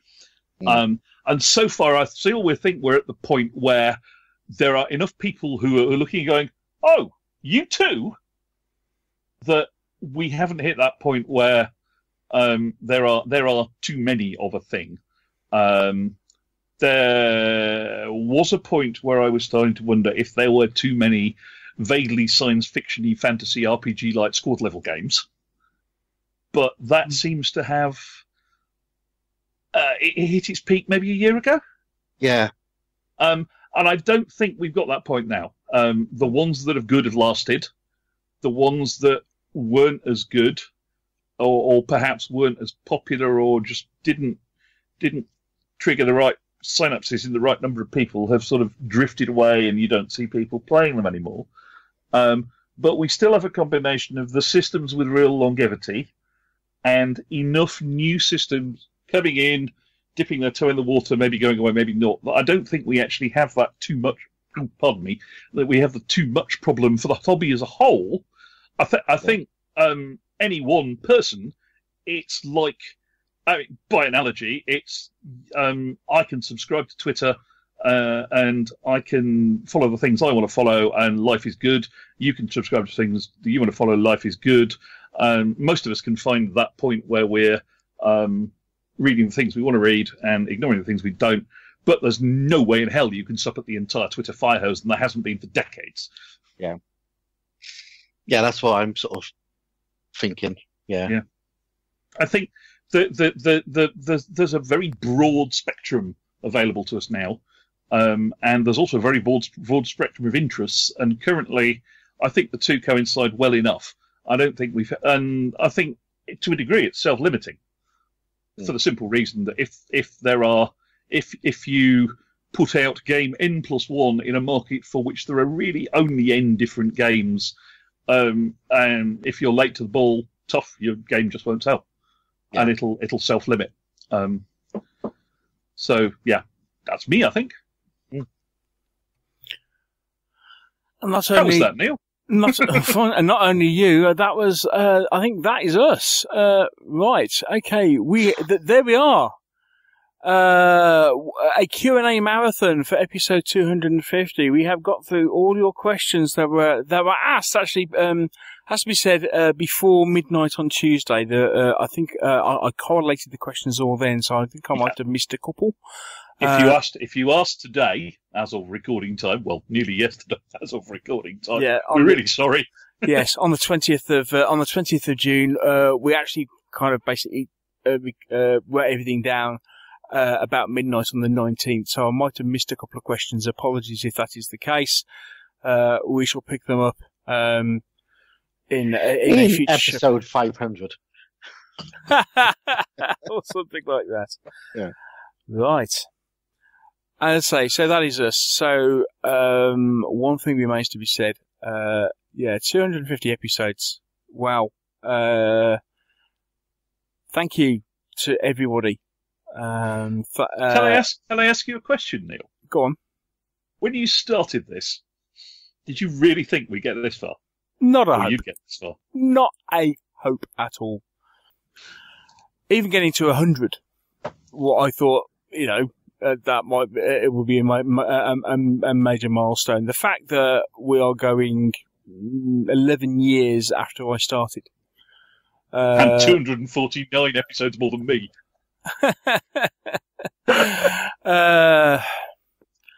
No, never in a month of Sundays would I have thought we would be recording episode 250. But that is all down to the fact that people listen to it. If it wasn't for the fact that people listened to it and fed back and said they were enjoying the show, then to be honest, I wouldn't do it. But I mean, it's enjoyable to record the show, but if nobody listened to it, then, there's a question that becomes, just what is the point of talking to dead air? So we're hoping people, we have hoped over the years that, what we've done has engaged people, has made people think, people found it enjoyable. I know lots of people have found it detrimental to their financial circumstances, in some way, shape or form. Yes. Yeah. Occupational hazard, we have too. But no, thank you, everyone, for downloading the show, for the amount of support and feedback that you give us. I'm not always the best in getting back to people, but all your feedback is greatly appreciated. And just want to say thank you to everybody. Thank you to my co-hosts, to Mike and Mike for travelling with me on this adventure. And I want to thank you both for the contributions that you've made to the show. Really appreciate all the hard work that you both put in on it and help make the show what it is. So thank you both for that. And here we are. So as we said, we are going to take we've hit episode 250. We're gonna rest on our laurels, horror of horrors, and we're gonna take the summer off. From Meeples and Miniatures podcast, certainly the blog and also the Patreon podcast is going to carry on because I've got a bit of catching up to do. I think I owe my patrons a few shows and a few other bits and pieces, so things will be jogging along in the background. But we will be taking a break, and we will be back in September. So until then, I'd just like to say thank you once again. Thank you to our resident bard. Thank you, Mr. Whittaker. You're welcome. It's been a long, strange trip. Indeed. And thank you to Mr. Hobbs, the Welsh wizard himself. Are you regretting coming on and being landed with a name like that? Yes, thank you, Neil. Thank you, everybody. It's been a great journey. I'll be sad to see it go. And this isn't the end. Yeah, see you all in the autumn. Indeed. More madness will ensue. Yes. Yes. Have a great summer, folks.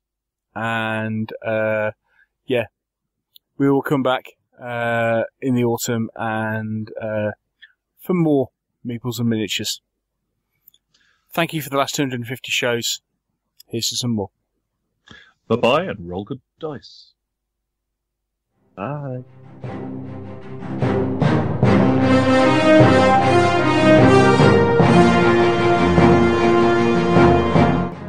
Thank you for listening to the Meeples and Miniatures podcast. If you've enjoyed the show, why not share it with others by leaving us a review on iTunes? And if you have any comments or questions, you can always email the show. The address is info@meeplesandminiatures.co.uk. And you can also visit our webpage, where you'll find a complete episode archive, all the View from the Veranda podcasts, rules reviews, and our blog of hobby items and news, which is updated several times a week. This is also where you'll find the links to our presence on social media, and here you can follow us on Twitter or join our Facebook group. And finally, here you can also find details should you wish to support us by making a donation to the podcast. All this on the Meeples and Miniatures website, www.meeplesandminiatures.co.uk. The Meeples and Miniatures podcast is licensed under a Creative Commons Attribution, Non-Commercial, No Derivatives 3.0 Unported license. Thanks again for listening, and we'll see you in a couple of weeks.